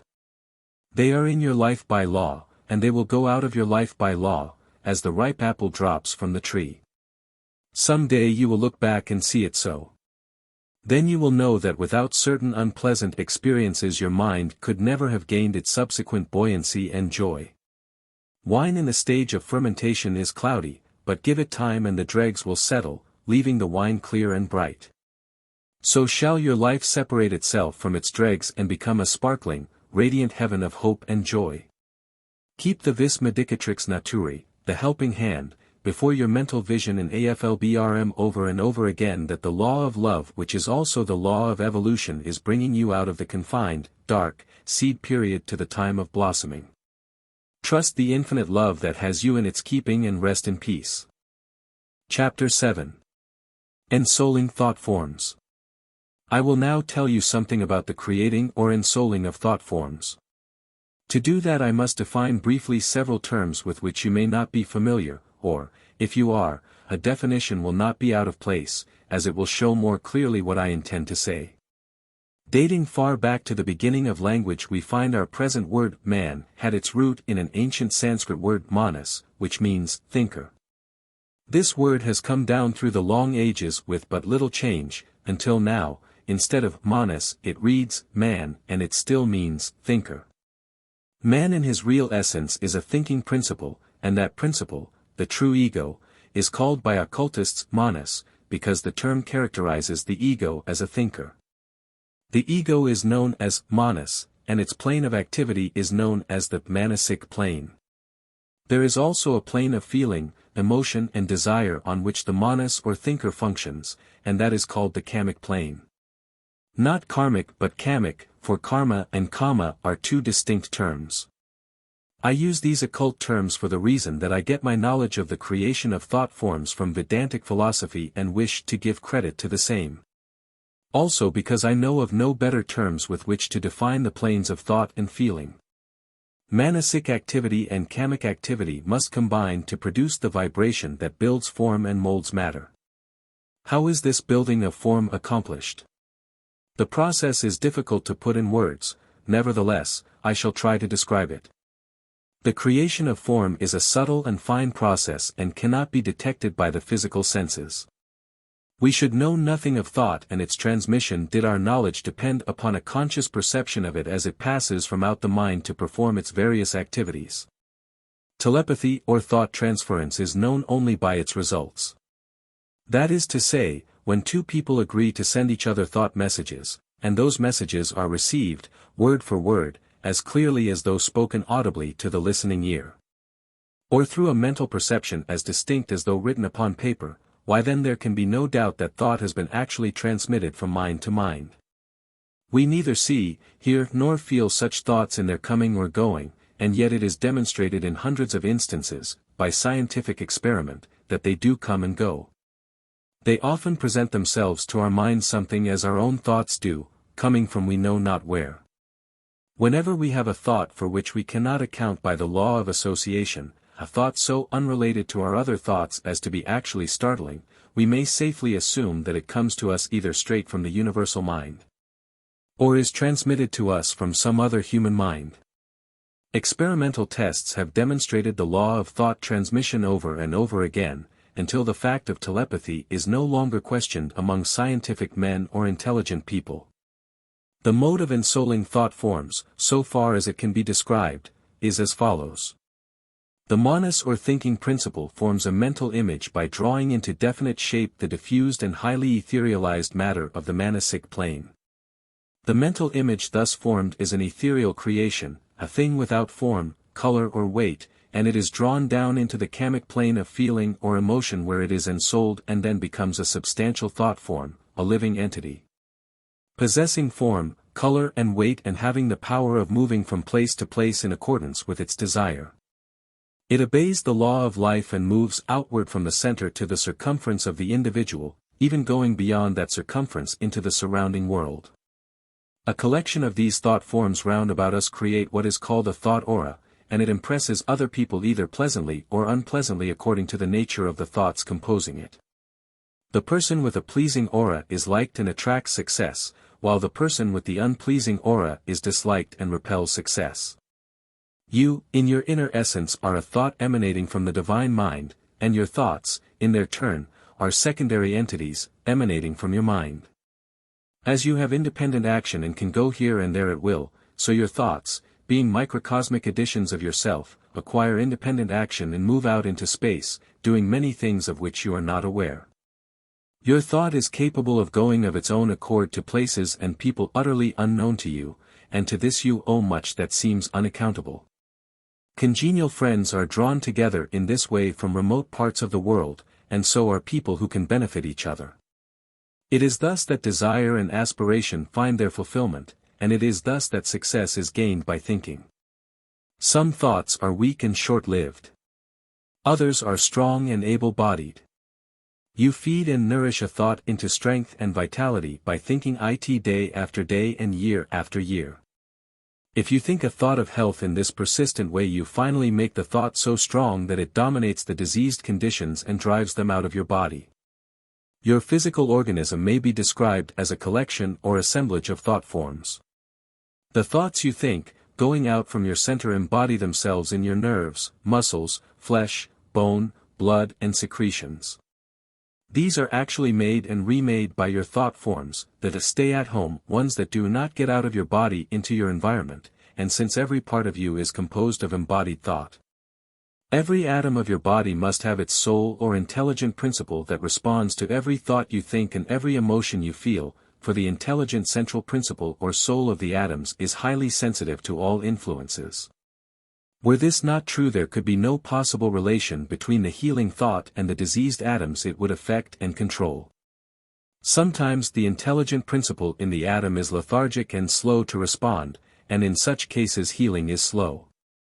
This lethargic state of the atom is not always due to the patient's mind but dates back to ancestors who held certain mental states and transmitted them by heredity to their descendants. Time and effort will disintegrate the inherited thought, even as the rocks of the earth are ground to powder by the continued action of the elements. Your body of today is the sum of your past thoughts and the thoughts of your ancestors. This would seem a difficult or even impossible proposition were it not that the law of life is working with you to produce that which you are destined to be, a perfect individual. This is the end and aim of evolution, and therefore I say, the law of life is with you in your seeking for perfect health of mind and body. Do not think of your atoms as fixed, for they are not. There is a temporary fixity, without which the preservation of form would be impossible, but this temporary fixity is always subject to the action of spirit. To that stream of spiritual life that is continually flowing forth from the center of being and becoming you. You always generate more thought than you can utilize in your body, and this surplus of thought constitutes the current that travels outward into your aura and beyond it. You produce your thought aura, and it may be as sweet and delightful as the perfume of a flower, or as noxious and repellent as the stench of putrefaction. Your aura is an emanation of your thought and corresponds to its quality in every particular. No one can harm you if your thoughts are continually good, for each good thought is a positive force, forming part of your aura, and helping to build around you a protective environment. As you go on making good thought forms, they become a veritable army of protectors, and this is the occult meaning of the text, "He shall give his angels charge over thee, to keep thee in all thy ways." When Stradella sang holy songs before the altar, his protective aura was so strong that the assassins, stealing upon him, were powerless. They could not strike his death blow. We can readily believe such things possible when we reflect that thought forms are ensouled with intelligence and energy, and that they can therefore mass themselves together as a protective army around the person projecting them. To be convinced of this is to become absolutely fearless in all conditions and circumstances. Fear thoughts produce unwholesome, diseased, weak atoms, so it is necessary to eliminate fear from your mind, and you can do this if you realize that you are one with God's substance and have nothing to fear. Anxious, worried and sad thoughts come under the head of fear thoughts, and they can be dispelled by the knowledge that you are of indestructible spiritual substance that cannot be harmed. God's infinite power is our power, therefore we have nothing to fear, nothing to be anxious about, nothing to worry over, and no real cause to be sad. When we perceive all this, then our troubles fall away from us and a vast peace pervades the mind, registering itself also in the body. But why is it that fear thoughts gain such control over us before we know the truth of our being? I will tell you why. We trace our inheritance of mind clear back to the savage, the fetish worshipper, who feared an unknown and undiscovered world, in which he fancied an enemy ambushed behind every tree. Psychologists, like Dr. Stanley Hall, have shown us how we have inherited our fears from the early savage, but fail to show us how to get rid of them. It remains for the new thought to show us that. Remember that your future body is to be made up of your present thought forms, or ensouled atoms. Even the materialist Haeckel in his work on evolution is obliged to accord souls to atoms to account for their intelligence and activity. You can address thought forms as you would human beings, telling them what you wish them to do. Thus, from day to day you will grow into better conditions by creating new and vibrant thought forms that shall bring you health, prosperity and happiness. Chapter 8. The Quickening. In the forming of an organism there is a moment when the quickening comes, and from that moment the organism becomes a creature of new life and action. Before the quickening it has life in a certain sense. That is, it grows and has some functional activities, but after the quickening it has a new power, that of independent or volitional movement, of acting upon impulses of its own. From being a negative being that is acted upon, it becomes an acting entity, an individual with a will of its own. Take the embryo of a bird in the egg, for instance. The yolk of the egg gradually assumes the form of the bird. Little by little it develops a spinal column, heart, lungs, etc., and all the while it is being nourished in its growth by the albumin in the surrounding white of the egg. When the form of the bird is nearly complete and it is ready to break forth from the shell, the quickening comes, and with it the instinct to work its way out of the shell. The bird was alive before the quickening, but negative and acted upon rather than acting. With the quickening comes a higher, more positive life, and the power to move and achieve for itself. So is it with the human embryo on a larger scale and to a higher degree. From the instant of quickening the fetus becomes something dynamic, and finally assists in its own delivery at the time of its birth.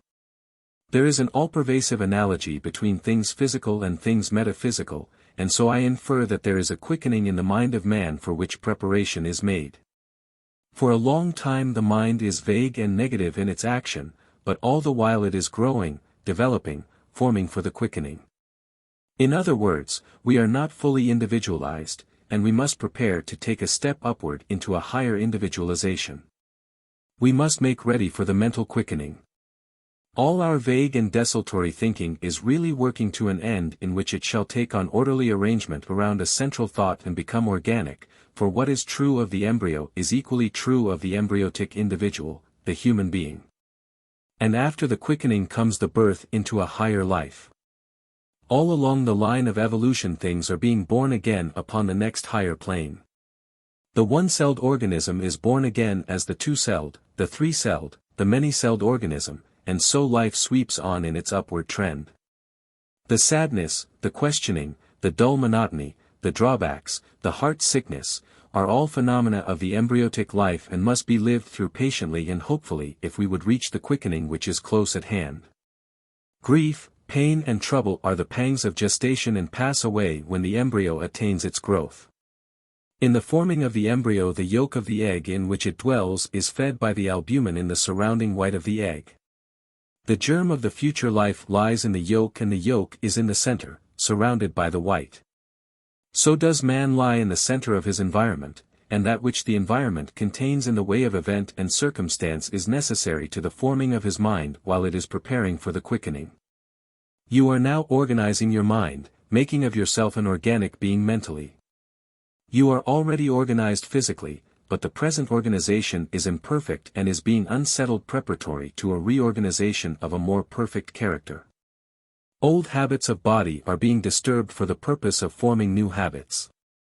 It is the same with the mind, only the mind has never been organized like the body, and not having been organized, it is the more easily made to conform to a new order of thought. There are, of course, many old habits of thought to break up, and new habits to form, but the old habits are not crystallized in organic formation, so they are plastic and yield readily to formative influences. If your mind feels peculiarly chaotic and unsettled, it merely shows that a new order is about to form, for chaos always precedes a new order. It did in the creation, according to the account of it in Genesis, and we have the same process now in creating. In chaos, atoms are lying about in disorder, and the creative act consists in drawing those atoms that are related to each other together into an organic form of life. In the creation of these organic forms there always comes the quickening. I am reiterating the term quickening so that you may have it written indelibly in your mind. I want it to fill your consciousness full for a time, until you are permeated with the conviction that a quickening is to come to you. I want you also to know that you are now working to make it come, working with creative law, working with God. Work that has no happy, pleasurable end in view is a treadmill, and as such it is a torture to a sensitive mind, so I point out to you the end toward which you are moving, as the apostles of old moved toward the Pentecostal fire. The quickening of the Spirit. As they moved toward the great event, so did it move toward them, until there came the exaltation. Spirit dwells in us continually. Without it we could not draw the breath of life. It does not descend upon us from the outside, but from the inside. Spirit expresses itself through us, but it has lower and higher phases of expression. We have passed through many of the lower forms of this expression and are now being prepared for a higher. When our new mental form is finished the Spirit will flow into it, and lo, the quickening and later the new birth. When you feel inclined to lament your apparent failure to make your life what you wish it to be, take comfort in the blessed truth that you are preparing for your quickening, that no matter how dull and wretched the outlook, how sharp the pain of conflict, how deep the grief, how heavy the trouble, all are factors in producing the great result. All are formative influences, shaping you into the perfect form that shall be a fit dwell ing for the Spirit. All things have to be shaped for their apotheosis and man is not exempt from the universal law. If the embryo of a bird had mind or consciousness, it would feel joy as it grows more definite in shape, more like the bird that is to be, but the probability is that the intelligence of the embryo is not equal to this cognizance. However, the larger mind of the biologist, watching through his glass the gradual formation of the bird, sees what it heralds, knows the ultimate of the unfoldment, is sure of the result. There is in man a larger mind, a higher consciousness, that sees and waits for the quickening, the finished product, the perfect individual, but this larger mind is not always in evidence, and when it is not, the smaller. Everyday mind is appalled by difficulties, troubled by fear, disturbed by doubt, worn by monotony, and anguished by pain, but under the creative hand the difficulties, the fear, the doubt, the monotony and the pain are all worked in as building material for the growing form that is to be quickened when it is complete. I know a number of honest, reliable people who have related to me their experience of the quickening, and while differing somewhat in details, all the experiences were very much alike. One in particular appealed to me so strongly that I will give it to you for your encouragement. The individual saw and touched a three-tongued spiritual flame, such as came to the apostles at Pentecost. It was not a hallucination or a vision, but the experience of a perfectly wide-awake normal person, one not given to trances or psychic states. When this flame touched her on the temple, she heard a voice saying, "This is the healing power." She mentally recognized it as such before she was told so by the Spirit, for when the flame touched her, electric waves quivered through her body, and she was filled with vitality as never before. For days afterward she walked as on air, so great was her sense of exhilaration and lightness of body. She seemed to herself to be all spirit, and believed that she could have walked on water or floated in the air. In course of time this exhilaration became less intense, but she never fell back to the old level of heaviness and stolidity, neither did her mind ever go back to its old plane which was haunted by doubts, anxieties, worries and fears. By nature she had a sad, morbid temperament, apprehensive of the future and given to brooding over sorrows of the past.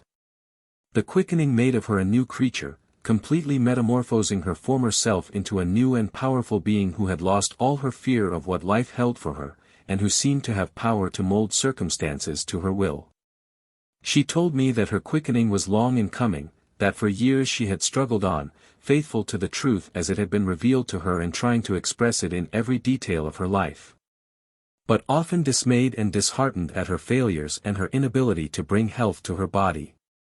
After the quickening her diseases seemed to drop from her, and all things became new. She began to live in a higher consciousness so that she understood what is meant by being born again. Others have had the same experience, so I feel justified in asserting that a quickening and a new birth is in store for all who live the truth. Will you not then yield your hearty cooperation to this work of growing toward the quickening, and dare to feel courage and hope? You can trust the universal law and the quickening beckons you on. Chapter 9. The One Will. There is but one will in the universe and that will is good, therefore your will being an output of the one will cannot be bad. In itself it is good, but according to the direction it takes it seems bad. An automobile spinning along on the boulevard seems good, but wrecked in the ditch it seems to be bad, or at least a derelict. The human derelict is styled a sinner, the mechanical one, an irresponsible wreck. But in either case the poor derelict has missed the road and fallen into the ditch. Your will is an output of the one will, bearing the same relation to it that the wave of the ocean bears to the entire ocean, or the branch of the tree bears to the entire tree. The wave is essentially one with the whole ocean, the branch is essentially one with the whole tree, and your will is essentially one with the whole will. You can easily understand this to be true of the ocean or the tree, but it is not so apparent with the will. This is because the individual is a sort of storage battery, appropriating a certain amount of force, storing and using that amount until it is exhausted, and then appropriating, storing and using more. So that while busied with its limited store it is not conscious of the whole, of which its store is but a fraction. With the physical eye we see the entire tree and its connection with the branch, and we see enough of the ocean to imagine its entirety and connect it with the wave, but with the inner eye we do not at first perceive the whole of that hidden force. The will, and therefore we do not realize its connection with the individual will. But when it is brought to our attention that such a wholeness or unity of will exists, then, while looking at a portion of the one will, which we recognize as our individual portion, the mind sees dimly, symbolically, the whole will. Something as the physical eye, when gazing directly at some object, sees dimly and indirectly the surrounding objects that impinge upon the fringe of vision. There is an abnormal state of the physical eye in which the sight narrows and can see only the point where it centers its vision, all else being excluded. And this same abnormal state of the inner eye prevails when that portion of the will which you call your will is only present to your perception. The more abnormal your inner sight, the smaller your will seems.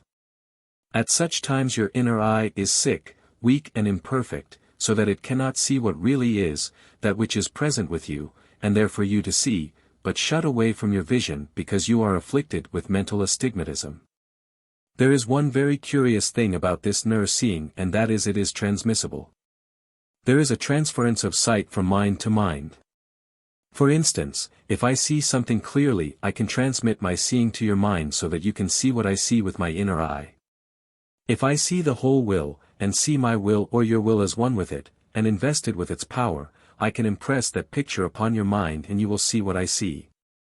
If I give my impression to you in writing, you will at once look through and beyond the writing to my thought picture, which will then stand out vividly in your consciousness. I can convey to you the vision that is mine. It is not mine to secrete but to pass on to other minds as a part of the sacred flame of truth. This is the secret of new thought healing, the transference of spiritual vision.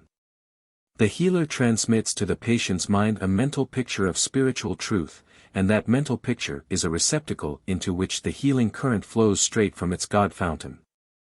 As I have said before, it is not the healer who really heals the patient, he but opens the way, and yet his mediation is essential where the patient is unable to open the way for himself. If you would increase the power of your will, you must see it as one with the whole will, and as continually flowing from it, through you, as an outlet of universal force. You may imprison it for a time within yourself, but if you do not ultimately send it out, it ceases to be power, and like a drop of the ocean, left alone on the beach, it passes into the ether and is no more. If you hoard it as you would a small store of something that you feared to lose, it will ooze away from you and leave you weak in purpose and action. If you get the idea that your will is bad and its exercise a sin, that the personal will is something to be crushed, then your inner sight is diseased and defective, and your inference illogical. For to crush the will involves an exercise of will to do the crushing, and the spectacle of will crushing itself out of existence, and remaining a victor in the field after it has crushed itself, is an unthinkable proposition. It is equivalent to saying that you have destroyed yourself and yet still exist. The very impossibility of the conception proves that will is an essential to life and being an essential, its destruction is inconceivable. Herbert Spencer's argument for the indestructibility of matter is that you cannot think it out of existence. You can think of it as passing into other forms, but you cannot think of it as utterly destroyed. The same argument would hold good concerning the will. Schopenhauer held that the entire universe is projected into space by will and idea, which I suppose is equivalent to saying it is projected by energy and thought. Will standing for the energy that projects an idea for the shape or thought form assumed by the projective energy. Every object in creation is put forth into existence by effort of this one will, and the will of the individual is never separated from the one will. There are apparently separate wills because objects are externally separated from each other, but the will is not subject to the laws that measure material substance and divide it into parts.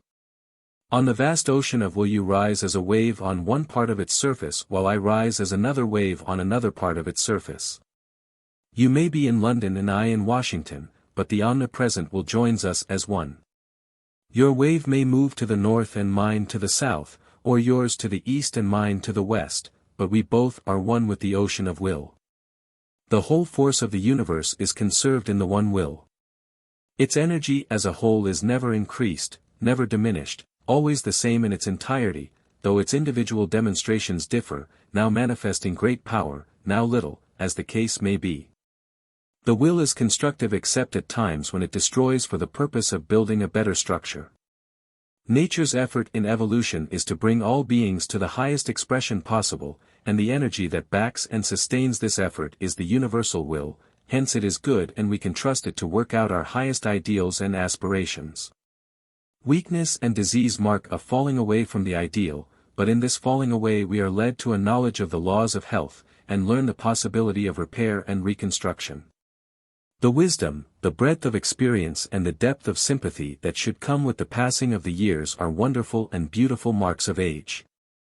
Not so are the broken down tissues, the sickness and decrepitude.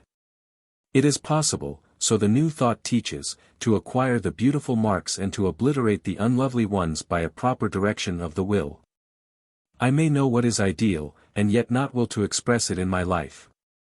In that case my knowledge does not tend to beauty of expression in my mind and body. I may know that certain thoughts are corrosive and generate poison in my body, and yet I may will to hold such thoughts as the years roll over me, in which event my will is my destroyer. With all the knowledge of truth that it is possible to gain, one cannot renew or recreate himself to the ideal without using his will. It is either his savior or his destroyer. You can use the will to good effect with very little knowledge, because there is within you an intuitive perception of what is good for you and what is not. You know by the effect of certain thoughts and feelings that they are injurious to you. You know it is not well for you to indulge in spells of depression, of resentment, of envy, anger, anxiety, fear, etc., and you may prefer not to have such thoughts, yet it seems you cannot arouse will enough to expel them. You try once, twice or 3 times to put out the noxious intruders, and perhaps you succeed for the instant, but back they come trooping, and more devils with them, like the unclean spirit of old. Then you are quite discouraged and struggle no more. You would not thus succumb if you knew what a mighty power is at your back, even the whole will of the universe, every bit of it. It is the old mistaken idea of the separate will that paralyzes your effort and makes you think you have used up all your force when you have not. Think about your oneness with the universal will, the moving power of the universe, the next time you get discouraged, and see how quickly your own will springs up refreshed and reinforced. It will amaze you with what it can do. Have you reached the place where you reach out for something that will renew your mind, your health and your life in general? If so, that reaching out is a movement of the will. It is at work for you. Keep it moving. Keep your automobile on the highway. Charge it with more power. When one charge is used up, put in another and push ahead. Use your intelligence to keep it out of the ditch and you will happily proceed to the place where you would go. The exercise of will is a pleasure in itself, even when it moves to difficult accomplishment. The finest and best endeavor of the will lies not in the subjugation of others, but in the control of self and of circumstances. The will unifies, adjusts, and regulates many conflicting elements into one harmonious, beautiful whole, obedient to a high, dominant idea. No man can serve 2 masters and no organism can be harmonious and perfect until all its parts serve one dominant idea. In perfecting the human organism, both in mind and body, this law is regnant. There must be a ruling ideal, and the office of the will is to bring all thoughts, desires and purposes under this dominant ideal. Until this is accomplished, the house is divided against itself, there is contention and discord in the organism, lack of peace in the mind, and in consequence, pain and disease in the flesh. While the will cannot crush itself out of existence, it can use one part of itself against another part, one part desiring to follow one course and the other part desiring to follow the opposite course. One of these 2 courses is in accord with the ideal, and the other is not. The better course does not look attractive at the start, and it requires a decided effort of the will to follow it. This is good for the individual, for with the exercise of the will force is called forth, intensifying the life. To have more life is to move upward and away from weakness and disease. Therefore, to understand the use of the will and to see its oneness with the universal will, to set it in operation in obedience to the highest and best that we know, is to find renewal of life, health, youth and general happiness. In nervous prostration one loses interest in all things, desiring nothing, caring for nothing, doing nothing, and all this indicates a lessening in the activity of the will. But underneath this non-caring, non-desiring, non-doing state, there is really a desire to be lifted out of a condition that may well be defined as a living death. This desire is a faint stirring of the will, and should be encouraged in every way possible. If the sufferer can be induced to use the will a little every day in the effort to banish from the mind depressing thoughts and also to overcome the tendency to rehearse his troubles to every sympathetic ear, he will take the first step from darkness into light. All troubles, whether mental or physical, grow and increase as you dwell upon them in thought, for you thus create a mental atmosphere in which diseased conditions thrive like noxious weeds. The only safe course is to uproot and cast out diseased thoughts, so as to give healthy thoughts a chance in the mental soil. Have you not many times found your fears groundless and your apprehensions worse than the thing apprehended, when it came to pass? And then, did it not seem foolish to have lain awake nights worrying about the future, and tearing down tissue cells with your gloomy fears and forebodings? And are you going to keep up this useless and harmful habit until your bodily health is undermined, your thought aura unwholesome and repellent, and your face deeply lined with ugly furrows of anxiety? Are you going to do this? Or are you going to stop it now, and begin to use your will as a saving factor? Why not say to yourself, my will is one with the universal will, the energy that upholds the world. By this will all things are created. Therefore I can use it to get rid of the conditions I deplore, and replace them with health, beauty, intelligence, genius, prosperity and unlimited achievement. I will use my will to these ends, and to the educated and active will all things beautiful and glorious are possible. I will never forget that my will is backed by the universal will, that reservoir of inexhaustible energy. I will waste no more time in vain complaints and regrets, but instead use the creative will to give me what I desire. Chapter 10. Tapping Higher Levels of Energy. Some years ago I was greatly impressed by an article written by Professor William James of Harvard University in which he made some astonishing statements regarding the possible renewal of energy. In the article he used the term second wind to denote a phenomenon in psychology, indicating a psychic law. You may know that it often happens in athletic sports that a contestant will be prostrated by fatigue, even to the point of acute distress. The breath will come in short, painful gasps and the physical state be one of utter exhaustion, but let a sudden excitement occur, such for instance as the cheering given to another contestant, and a strange thing sometimes happens. The exhausted man will get his second wind, and this second wind will be better than the first, for it is a great spurt of energy and usually means victory. After due observation of this phenomenon, Professor James came to the conclusion that not only is a second wind possible, but a third, a fourth, or even more. Now to me this is very inspiring, for it confirms what I have long believed, that man is the possessor of unlimited power. Beyond the fatigue limit, where one seems completely spent, there are higher levels of energy waiting to be tapped, and what is needed to tap them is the sharply pressing edge of a persistent purpose, the mental act of pushing on. Right here let me enter a word of caution. I would not advise you to push beyond the fatigue point physically until you are prepared for it mentally, for if you do there is danger of utter collapse or even death. You must first become fully convinced that you can tap higher levels of energy. There must first be the mental act of pushing on, and it must be made a habit before you can safely try the physical push beyond the fatigue point. You must establish within yourself a steady, unconquerable purpose to push on. Professor James enumerates the various excitements that produce the second wind, and I notice they are in the ultimate either thoughts or emotions. He also explains that there need be no external excitement, that the determination to push on is often quite sufficient. I will quote his exact words in this connection. On usual occasions we make a practice of stopping an occupation as soon as we meet the first effective layer, so to call it, of fatigue. We have then walked, played or worked enough, so we desist. That amount of fatigue is an efficacious obstruction on this side of which our usual life is cast. But if an unusual necessity forces us to press onward, a surprising thing occurs. The fatigue gets worse up to a certain, critical point, when gradually or suddenly it passes away and we are fresher than before.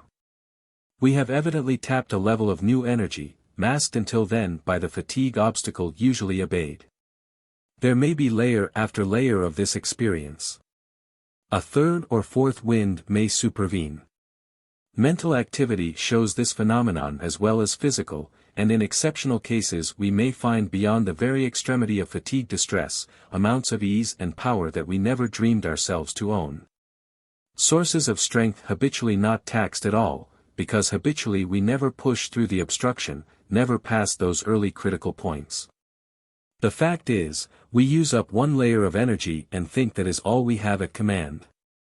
We believe ourselves exhausted because we do not know of the other layers to be tapped by us at will. Whatever goal we have in view, whether it be health, or some other ultimate of human endeavor, we are too apt to let the fatigue obstacle knock us out. Though level upon level of higher energy be waiting to be tapped when we push mentally beyond the fatigue point. Note that I say mentally, not physically until you are prepared mentally. To be prepared mentally is to be absolutely sure of your oneness with universal energy, or God substance. To be equally sure that you are flowing forth as a stream of life from that substance into the outer world continually. To be also sure that you can tap, or release within yourself more energy when one store of it is exhausted. You may be so exhausted physically that to move a muscle seems impossible, or you may be exhausted mentally and in the bitter pangs of despair, but the persistent will to push on will tap the higher level of energy, yielding the glorious second wind and turning life into a song of triumph. If you are sick, the energy to combat disease has run low and you need to tap a higher spiritual level. Then the disease will be routed and the machinery of your body will run smoothly, without clog or hindrance. If your trouble be a matter of adversity, of disappointment, of what we call hard luck, the same rule holds good. You have merely reached your fatigue obstacle, and the more distress you feel, the nearer you are to your second wind. Now is the time of all times for you to achieve success by tapping a higher level of energy. Now is your great opportunity. Do not give up on the eve of victory, push on. The physiologist will tell you that the body is bound by certain laws, that its strength cannot exceed the quality of its muscle and the nerve stimulus. Why is it then that a small puny hypnotic subject can perform Herculean feats of strength when under the power of hypnotic suggestion? The same physiologist will tell you that while a second, third or fourth wind may be possible, still there is a final fatigue limit beyond which bodily effort cannot pass. I deny this on general principles, for it is not borne out by facts and living experience, and because I see with the eye of the psychologist, which sees powers unknown to the physiologist. Psychology is sweeping away the old limits of physiology, and this is shown by experiments in hypnotism. I do not endorse hypnotism as a curative agent, but I credit it with adding greatly to our knowledge of many hitherto undiscovered powers, and with showing the horizon of the impossible as ever receding when we advance upon it. Let your limit line of belief, separating the possible from the impossible, be to you like the horizon line, which is really no line at all. It is merely where your sight stops, and depends upon the point where you stand. Advance and your horizon moves with you, showing a beyond not before visible. Someone else may tell you that your ideals are impossible to realize. This I also deny, for I know beyond all doubt that nothing is impossible that your mind can fashion or your heart long for. The impossible is only that which you fail to reach by stopping at the fatigue point because your mind is weary of waiting and hoping and stops short of the second wind.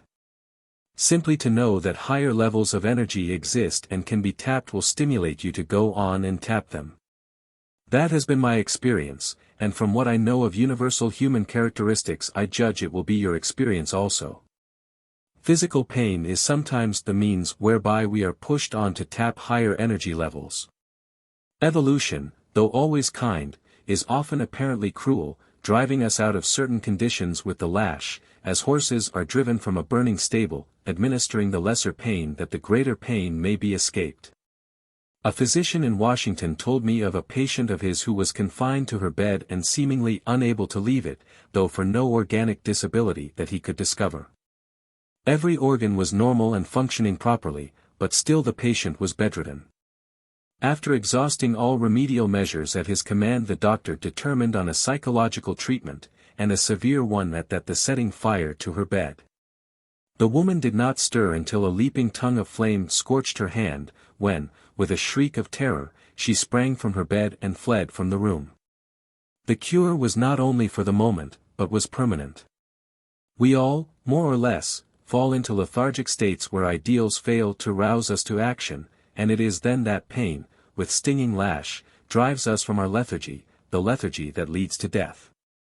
We flee our burning beds in the anguish of fear, but in that fleeing we find renewal of life, of energy, of hope and of joy. We of the new thought can tap higher levels of energy by putting into practice the principles in which we believe. We know we are actually one with the eternal energy, even as the ray is one with the sun. Therefore the eternal energy is ours to manifest. It could not be otherwise.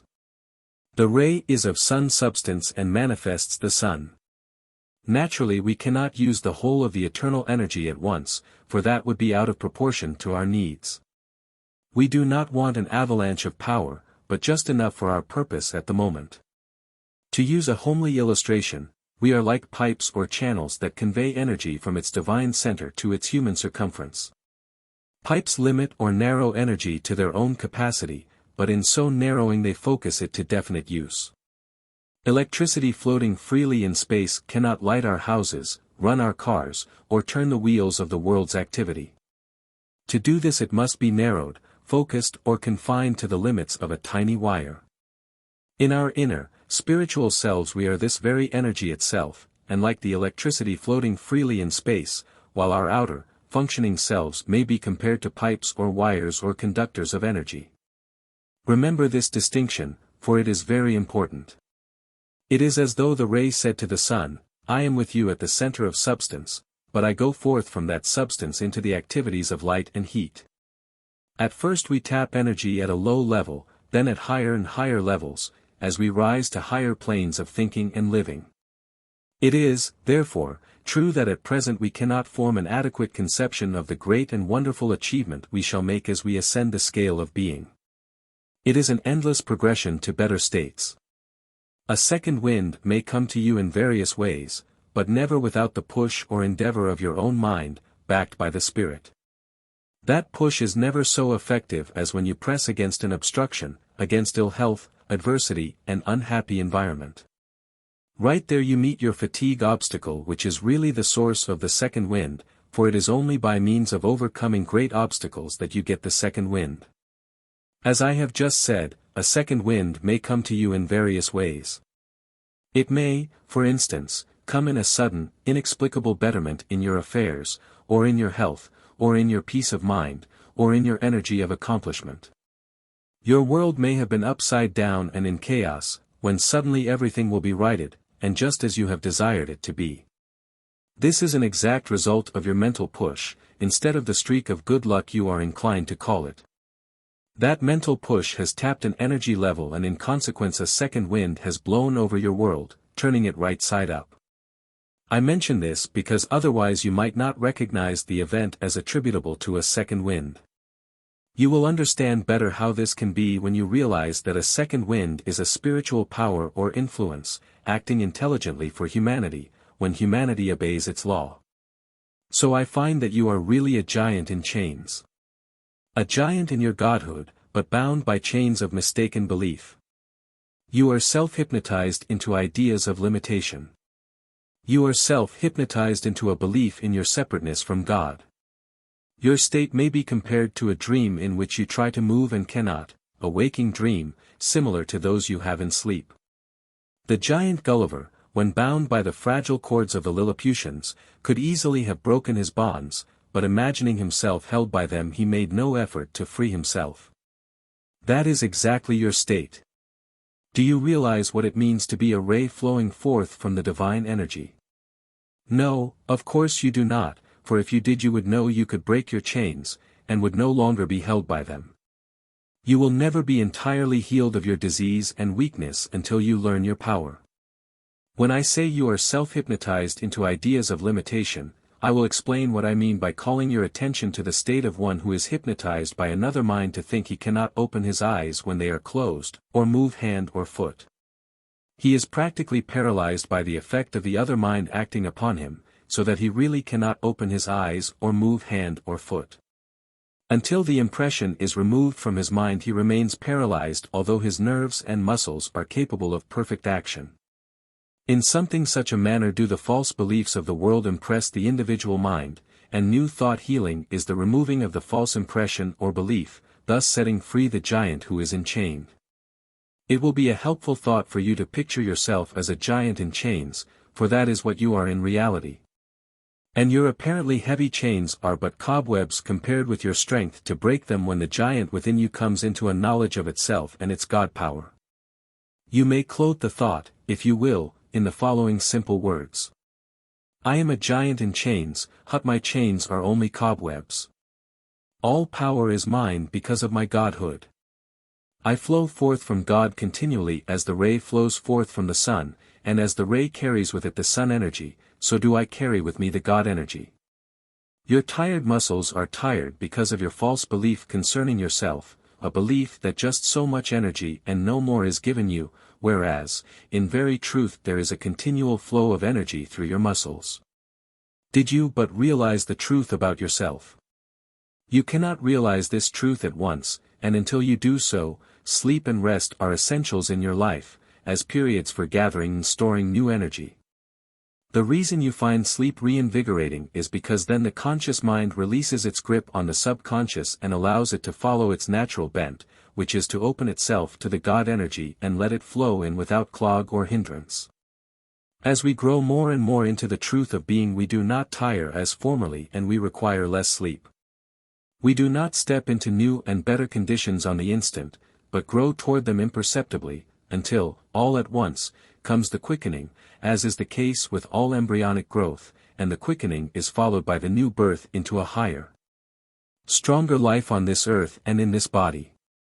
Sometimes a release of power comes suddenly, as in the case of a man who was so crippled by rheumatism that he was practically helpless. He had to be dressed and undressed, and even fed, for he could not use his hands. One Sunday evening the entire family went to church, after undressing and putting to bed this apparently helpless man. The house caught fire during their absence, and no one responded to his cries for help. Higher and higher crept the flames, and more intense became the terror of the poor man, until, with a sudden influx of power, he leaped from the bed, dragged everything out of the bureau drawers, and filling a sheet with his belongings, he shouldered the great bundle and ran downstairs into the street. His muscles had been held in the belief of rheumatism, but when his mind was filled to overflowing with fear of the fire, the belief in rheumatism was crowded out and found not a nook or a corner to lurk in. The chains of belief were broken and the giant set free. The chains were essentially mental, as you see, and they were broken by thought. The man thought he would be burned to death unless he managed to get out of the burning house, and the thought of escape flooded his muscles with the energy to act.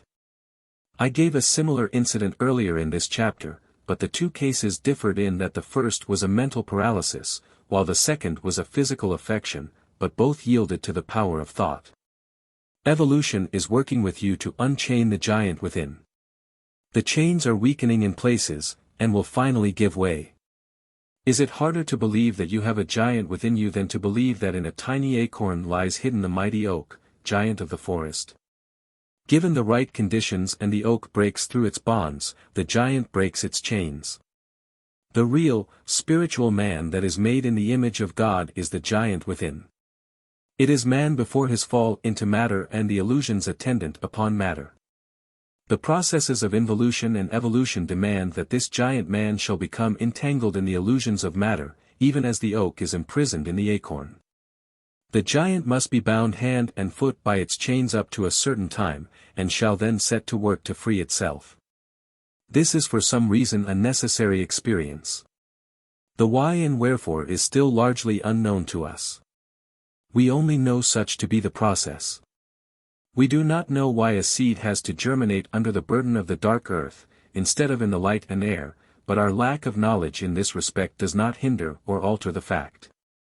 What we do know is that such is the law, and we act in conformity with it, placing our seeds in the ground with faith that it is the right thing to do, and getting our results.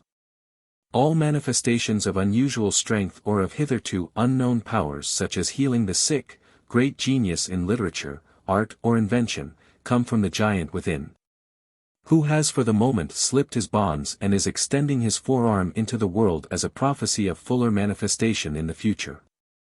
Trials and difficulties in your path are not lions seeking to devour you, but kindly angels coming to wrestle with you in order to leave you a blessing. They bear a friendly challenge to the giant within to come forth and try his strength. The second wind is the breath of the giant within, the breath of the Spirit. Chapter 11. First Aids to Healing. You cannot learn to heal by the use of set rule or formula, for the healing power only comes to those who lift the thought to a higher state of consciousness. One of the first aids is a realization of the mobility of matter. You must convince yourself that matter is mobile and plastic to the motion of spirit. Occultists have always believed in the mobility of matter, and now physical science is confirming that belief.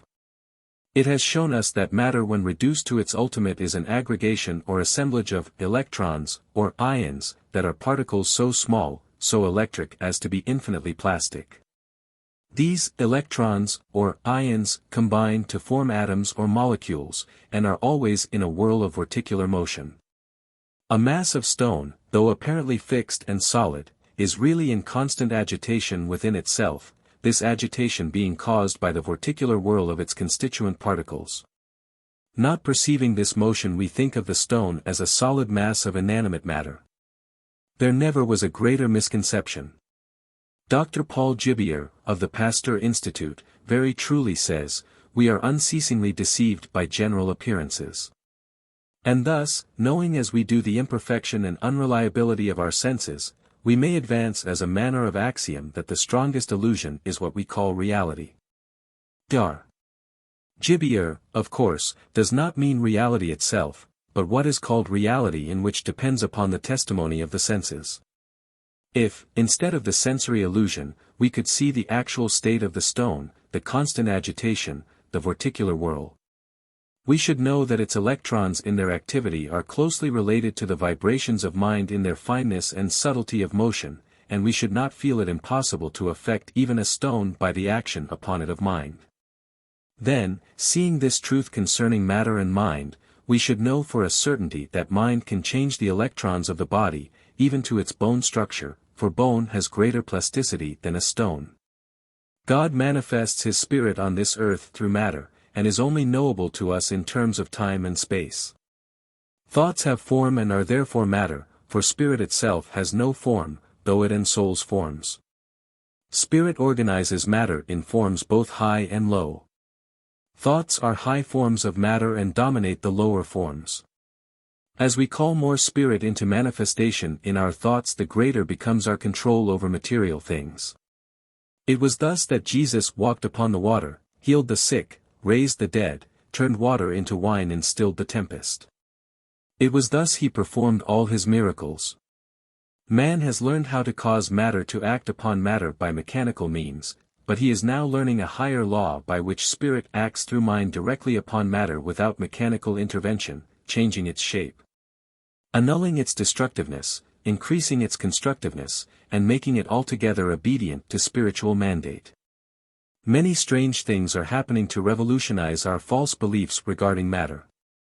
Some time ago a young machinist in Massachusetts attracted the notice of scientific men, among them the late Professor James of Harvard University, by some remarkable feats such as bathing his face, hands and arms in blazing alcohol, without raising a blister or suffering the least discomfort. He also dematerialized his body and became invisible to those in the room with him for about 40 seconds. Those who watched him said he seemed to dissolve in air until entirely invisible, afterward returning to his natural form. These tests were made under the strictest conditions so as to guard against mistake or fraud. The young man seemed to be in a passive state and said he thought of nothing in particular. This would indicate that he used no conscious control over matter, and the probability is that a subconscious power came to the surface and asserted itself, independently of conscious volition, for the purpose of challenging the attention of the world and stirring it to learn the law regulating the phenomenon, which, if true, and it is well vouched for, opens to us a wide range of perspective.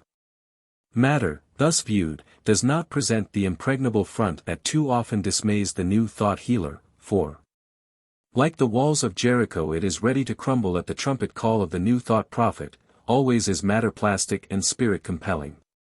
Another aid to healing is the magical power of sleep.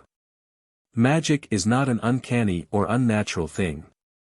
It is but an activity based on a law not generally understood.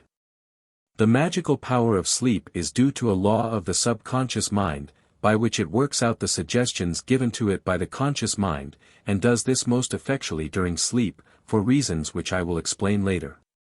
A great engine can be set moving by a finger touch on a controlling lever. The subconscious is like the engine and the conscious is like the finger touch on the lever, giving impulse to action.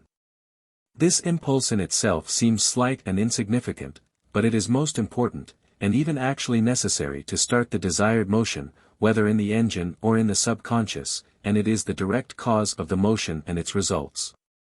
This is a fairly good illustration of what occurs in sleep, due to the impulse given by the conscious to the subconscious. It is a fact known to psychology that suggestions can be so given to the subconscious as to be executed by it in minutest detail. Suggestions for health, suggestions for success and prosperity, and suggestions for happiness, can all be made to the subconscious, and by it be actualized in the life of the person for whom they are made. You can, in this way, help yourself and others to actualize what you desire for yourself or for them. In giving these suggestions to yourself, a process which is called autosuggestion, you should make them just before sleep, and even if you fall asleep before finishing your suggestion, so much the better. For the subconscious can pick up half a suggestion and act upon it, so great is its intelligence. The reason that the subconscious acts more powerfully while you sleep is because it is not then hampered and hindered by the doubts of the conscious mind, for doubt is the archenemy to success in realization. A very good suggestion to make to the subconscious is the following. I desire to be convinced of my oneness with God's substance, and to know that I continually proceed from it in a stream of life, and knowing this, I desire to be free from fear. Free from worry, free from anxiety, free from depression, that my days may be serene and happy. I desire an ever-increasing realization of strength and mastery, so that whatever trials come to me, I may look down upon them from spiritual heights, knowing that I have power to control or alter them.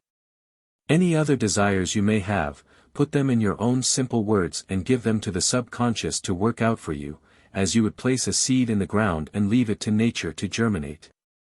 You can only place it in the ground. You cannot cause the seed to open and push upward. That is beyond your personal effort. So is it with the suggestion seeds which you plant in the subconscious. Another first aid to healing lies in the understanding of imperceptible motion. Students and patients are often discouraged because they do not for a time perceive any good effects from study or treatment. They should then be encouraged by learning a few facts connected with imperceptible motion. They should be reminded of the constant motion in our bodies of which we are unaware. What, for instance, do we know of the swift coursing of the blood through veins and arteries? What do we know of the constant activity in building bodily tissues?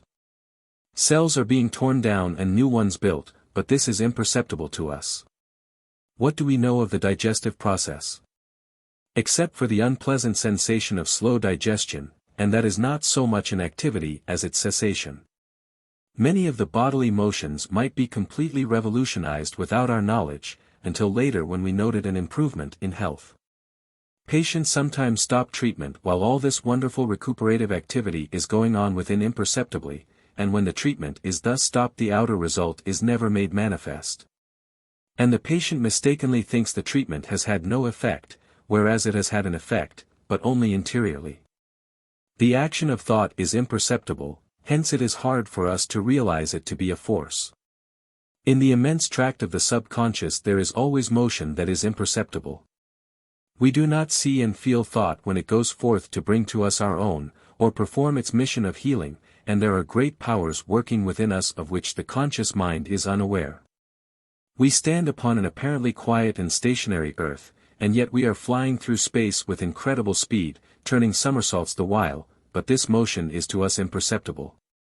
Do you then find it difficult to believe that other motion may be equally imperceptible, and that the appearance of an action may be as elusive as that of the earth appearing stationary? When you are inclined to feel discouraged, remember that your conscious thought controls the imperceptible motion in your body. Depression and discouragement have a bad effect upon this motion, while hope and courage have a good effect and stimulate recuperation. I will repeat here for your encouragement something that I alluded to in a previous chapter. Professor Bose of the University of Calcutta, in experimenting in plant life, constructed an ingenious instrument by which he could measure their growth, though the process, as you know, is imperceptible to the eye. We notice that a plant has grown, but we do not see it in the act of growing because the extension is so infinitesimal at the instant as to be beyond our perception.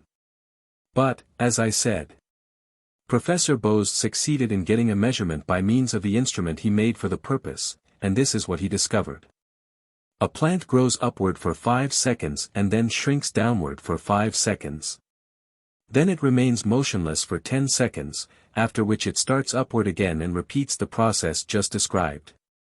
In shrinking downward its motion is slower than in pushing upward, and therefore in the 5 seconds of shrinkage it does not go clear down to the point it started from. If it did, of course, there would be no increase in height.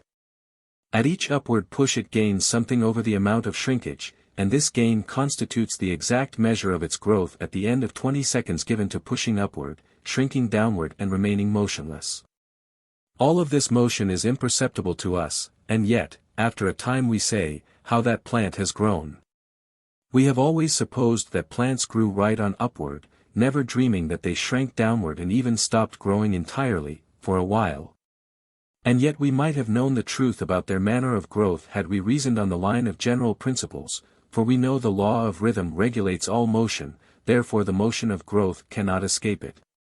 I discovered long ago the operation of this law in mental and spiritual growth, and mentioned it in my writings, saying that the healing thought drew the atoms of a patient's body into a new adjustment. And then the inertia of atoms drew them back into their former unhealthy adjustment. Then, if the treatment were continued, the healing thought pulled the atoms back again into the position of health, and again the inertia drew them into the state of degeneration and disease. But, finally, if the treatment went on, the swing toward health became so compelling and strong that it conquered the tendency to pull back into negative conditions. I knew this to be true, and now I find confirmation in the research of physical science. Please observe that the effortless period with the plant lasts as long as its upward push and downward pull taken together. Also notice that the plant spends 3 times the number of seconds in shrinking downward and remaining stationary that it gives to upward pushing. In all 20 seconds are given to one round and only 5 seconds of that time are given to the upward push. If your time of slipping back and of inaction should seem long to you, the plant has the same, and yet, in spite of this it grows upward and so will you. When I say, you will grow upward, I mean you will push your way mentally up into planes of being that are high and positive to weakness and disease, and in that way you will outgrow them, that is, you will grow above them. The plant does not know enough to reason and doubt and worry about its manner of growing. It simply obeys the law unconsciously, and in so doing it gains and grows in the face of setbacks and stoppages. Man is now in the era of conscious growth and can promote or hinder his advance by the nature and manner of his thought. He is fast learning the law of growth, and beginning to use it to accelerate his progress. As he learns more of this law he will see that shrinking downward from accomplishment does not mean that he will not reach his aim ultimately. Neither does a long spell of doing nothing or getting nowhere invalidate the final beneficent outcome. If, instead of converting such times into spells of depression and discouragement, he will regard them as times of storing energy, he will know them for what they really are, and increase his receptivity to the influx of energy. And be able to do all the more because of the motionless period. Another first aid to healing is the mighty Logos. This stands for the spoken word. The creative vibration which the new thought teaches you is a wonderful power, making for your advancement in health, happiness, and well-being. By means of the word, God creates. Long before the human race came into existence, God spoke through the Elohim, who were high spiritual beings, saying, "Let there be light," and light sprang into existence. The Elohim acted as the Logos, speaking the word directly to primeval matter, and the word was creative. It acted on matter and produced light. So, today, is your word creative? Matter is now as it was of old, obedient to the word, even as plastic wax to its vibrations. Be assured of this when speaking the word of health to atoms that are out of adjustment in the body, and know that because of their law-enforced obedience to the Logos, they must as some new polarization at your command. Do you think this a mystery? Let us then compare it to another mystery, that of the voice in singing. How do you produce a tone? Suppose you wish to sing middle C. This tone is made by disturbing the air at the rate of 128 vibrations to a second of time. Or will you have middle D? This calls for 144 vibrations to a second of time. Middle E calls for 160 vibrations to the second, and so on up the scale. But when you sing these tones, you have nothing to do with the number of vibrations you set in motion, and you need not know of them, any more than a bird does in its song. What is necessary then in order to produce these and other tones? You need simply to think and will to produce a tone, and this impulse speeds to the vocal organs and sets them vibrating, disturbing the air in the exact ratio demanded for the tone. These intricate changes in the vocal organs and the production of various tones take place in response to a command of your thought and will. You utter the command and the universal mind sees that it is executed. You have the same power over the molecular motion in your body.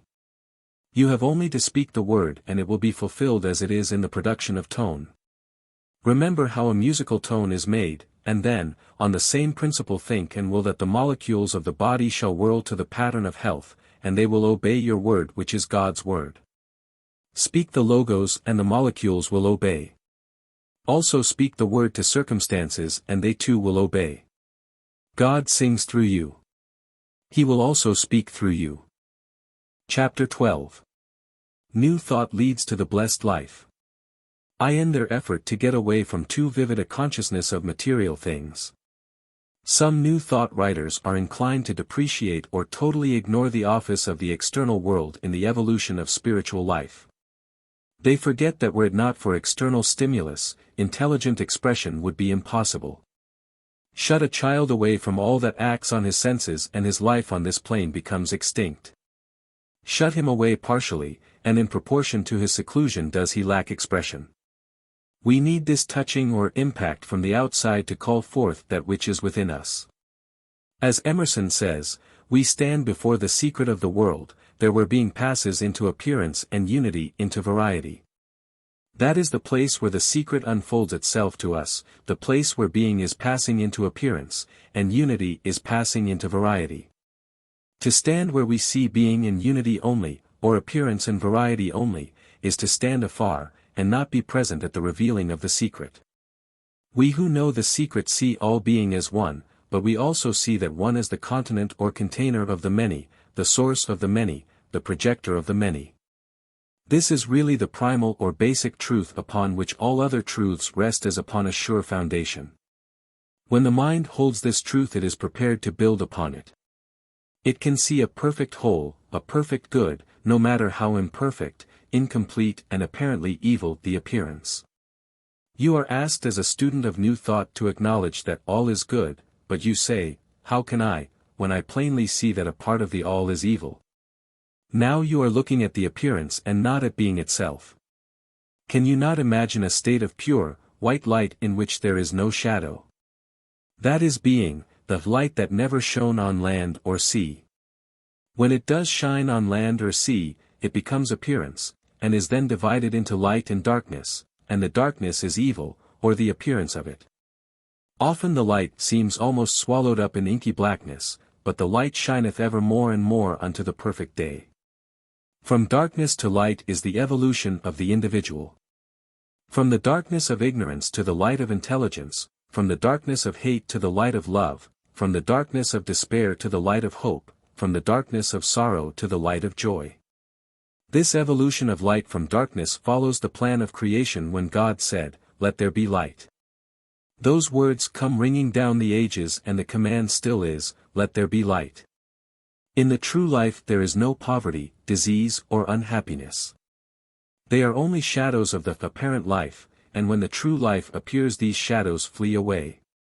The Vedanta has a beautiful teaching that the central consciousness or being is pure bliss, and I believe that to be absolutely true.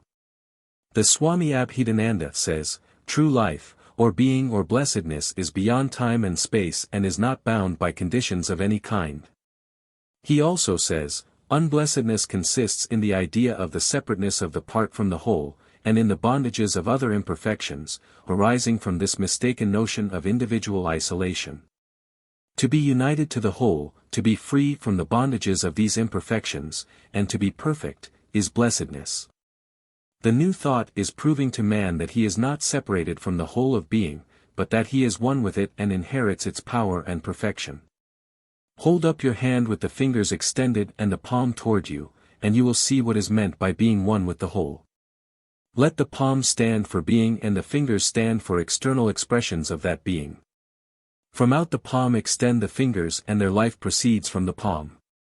Sever the connection and the fingers die because cut off from the source of their life.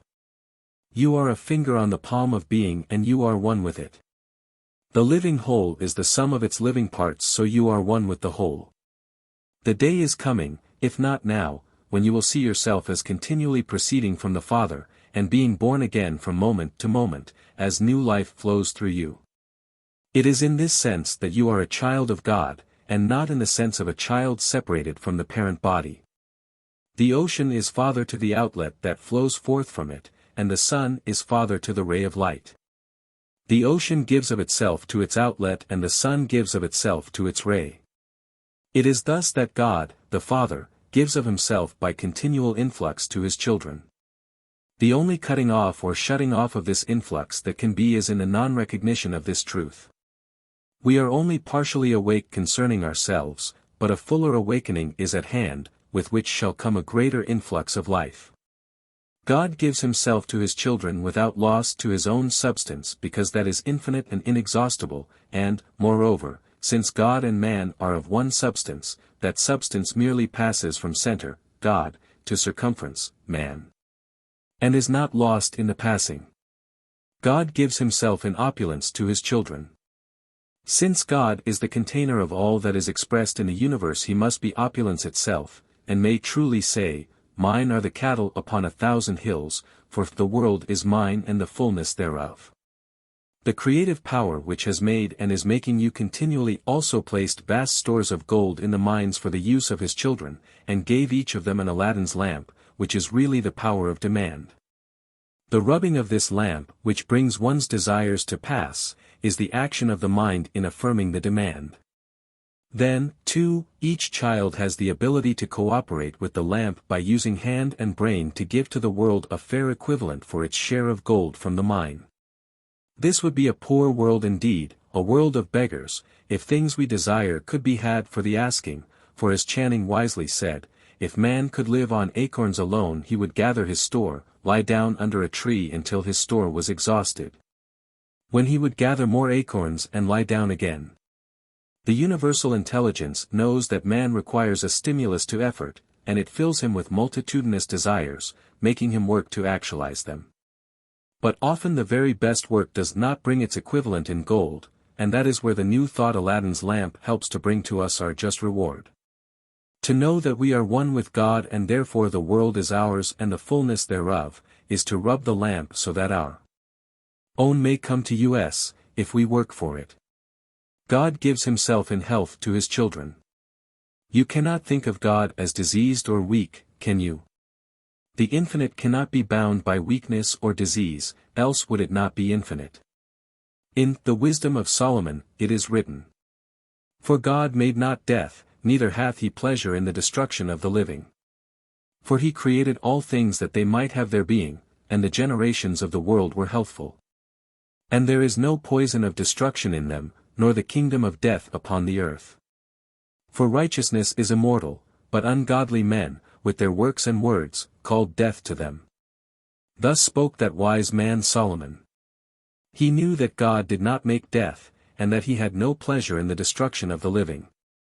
All things that God made are living realities, and the things he did not make have no real existence, though they may seem to have it. They are myths, chimeras, figments of the brain, illusions of a sick mind. Therefore the sane man must brush them aside in order to see the clear vision of the world. Why did God make men? Not that they might glorify him, for he needed no added glory, being perfection and having glory in its fullness. No, he made men and all things, simply that they might have their being. To this end he made them healthful, or in his image. And he placed in them no poison of destruction that would produce sickness, nor did he institute death in the order of creation. As Solomon said, men have called death to them, or brought it upon themselves. God gave of his own substance to make man, and that substance being righteousness is immortal. God made you and me that we might have being that is without the poison of destruction. Then away with the miasmic unbelief that declares for disease and death as a part of God's great plan. God is living, spiritual substance, the only substance in the world, the substance that substands, or stands under sun, earth, moon, stars, men and all living things, and that is their source of life.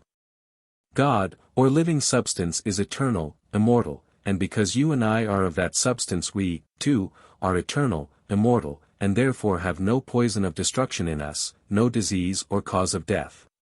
God gives himself in happiness to his children.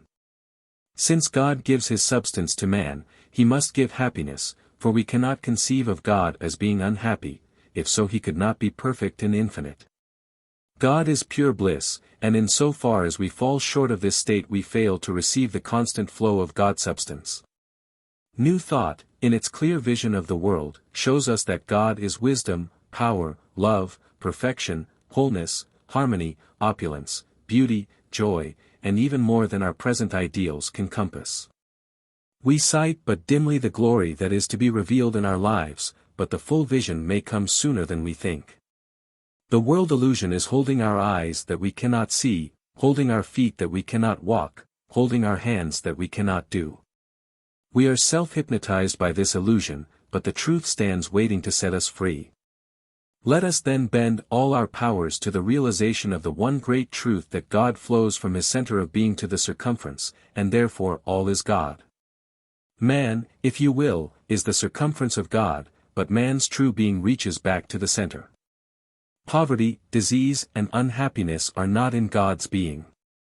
Therefore they are unreal, evanescent, fleeting clouds hanging over the life of man for a purpose not yet revealed, and going when their work is done.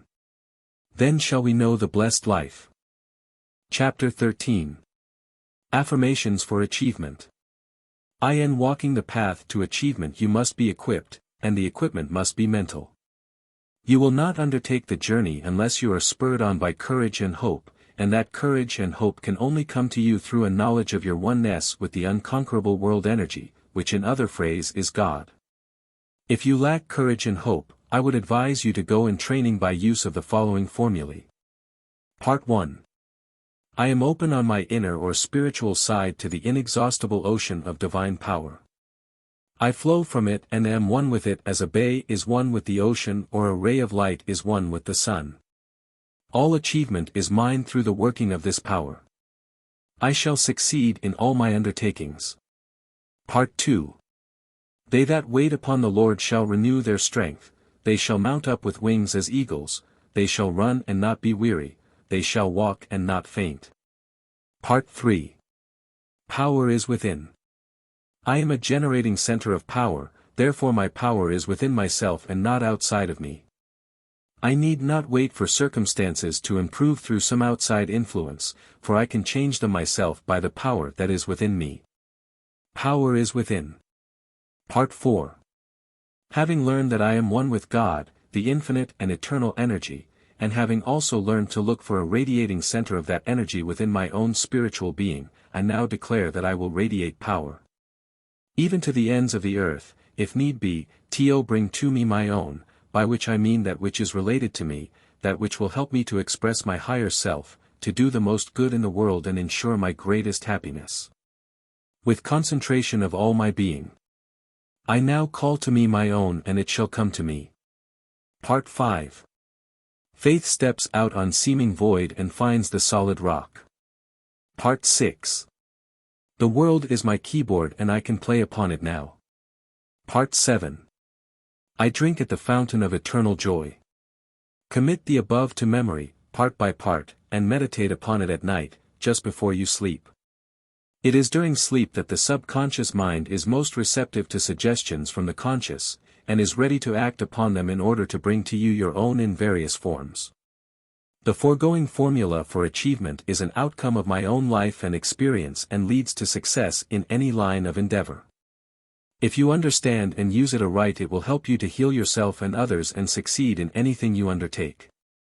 It gives the principles by which health is attained, happiness established, and financial abundance secured.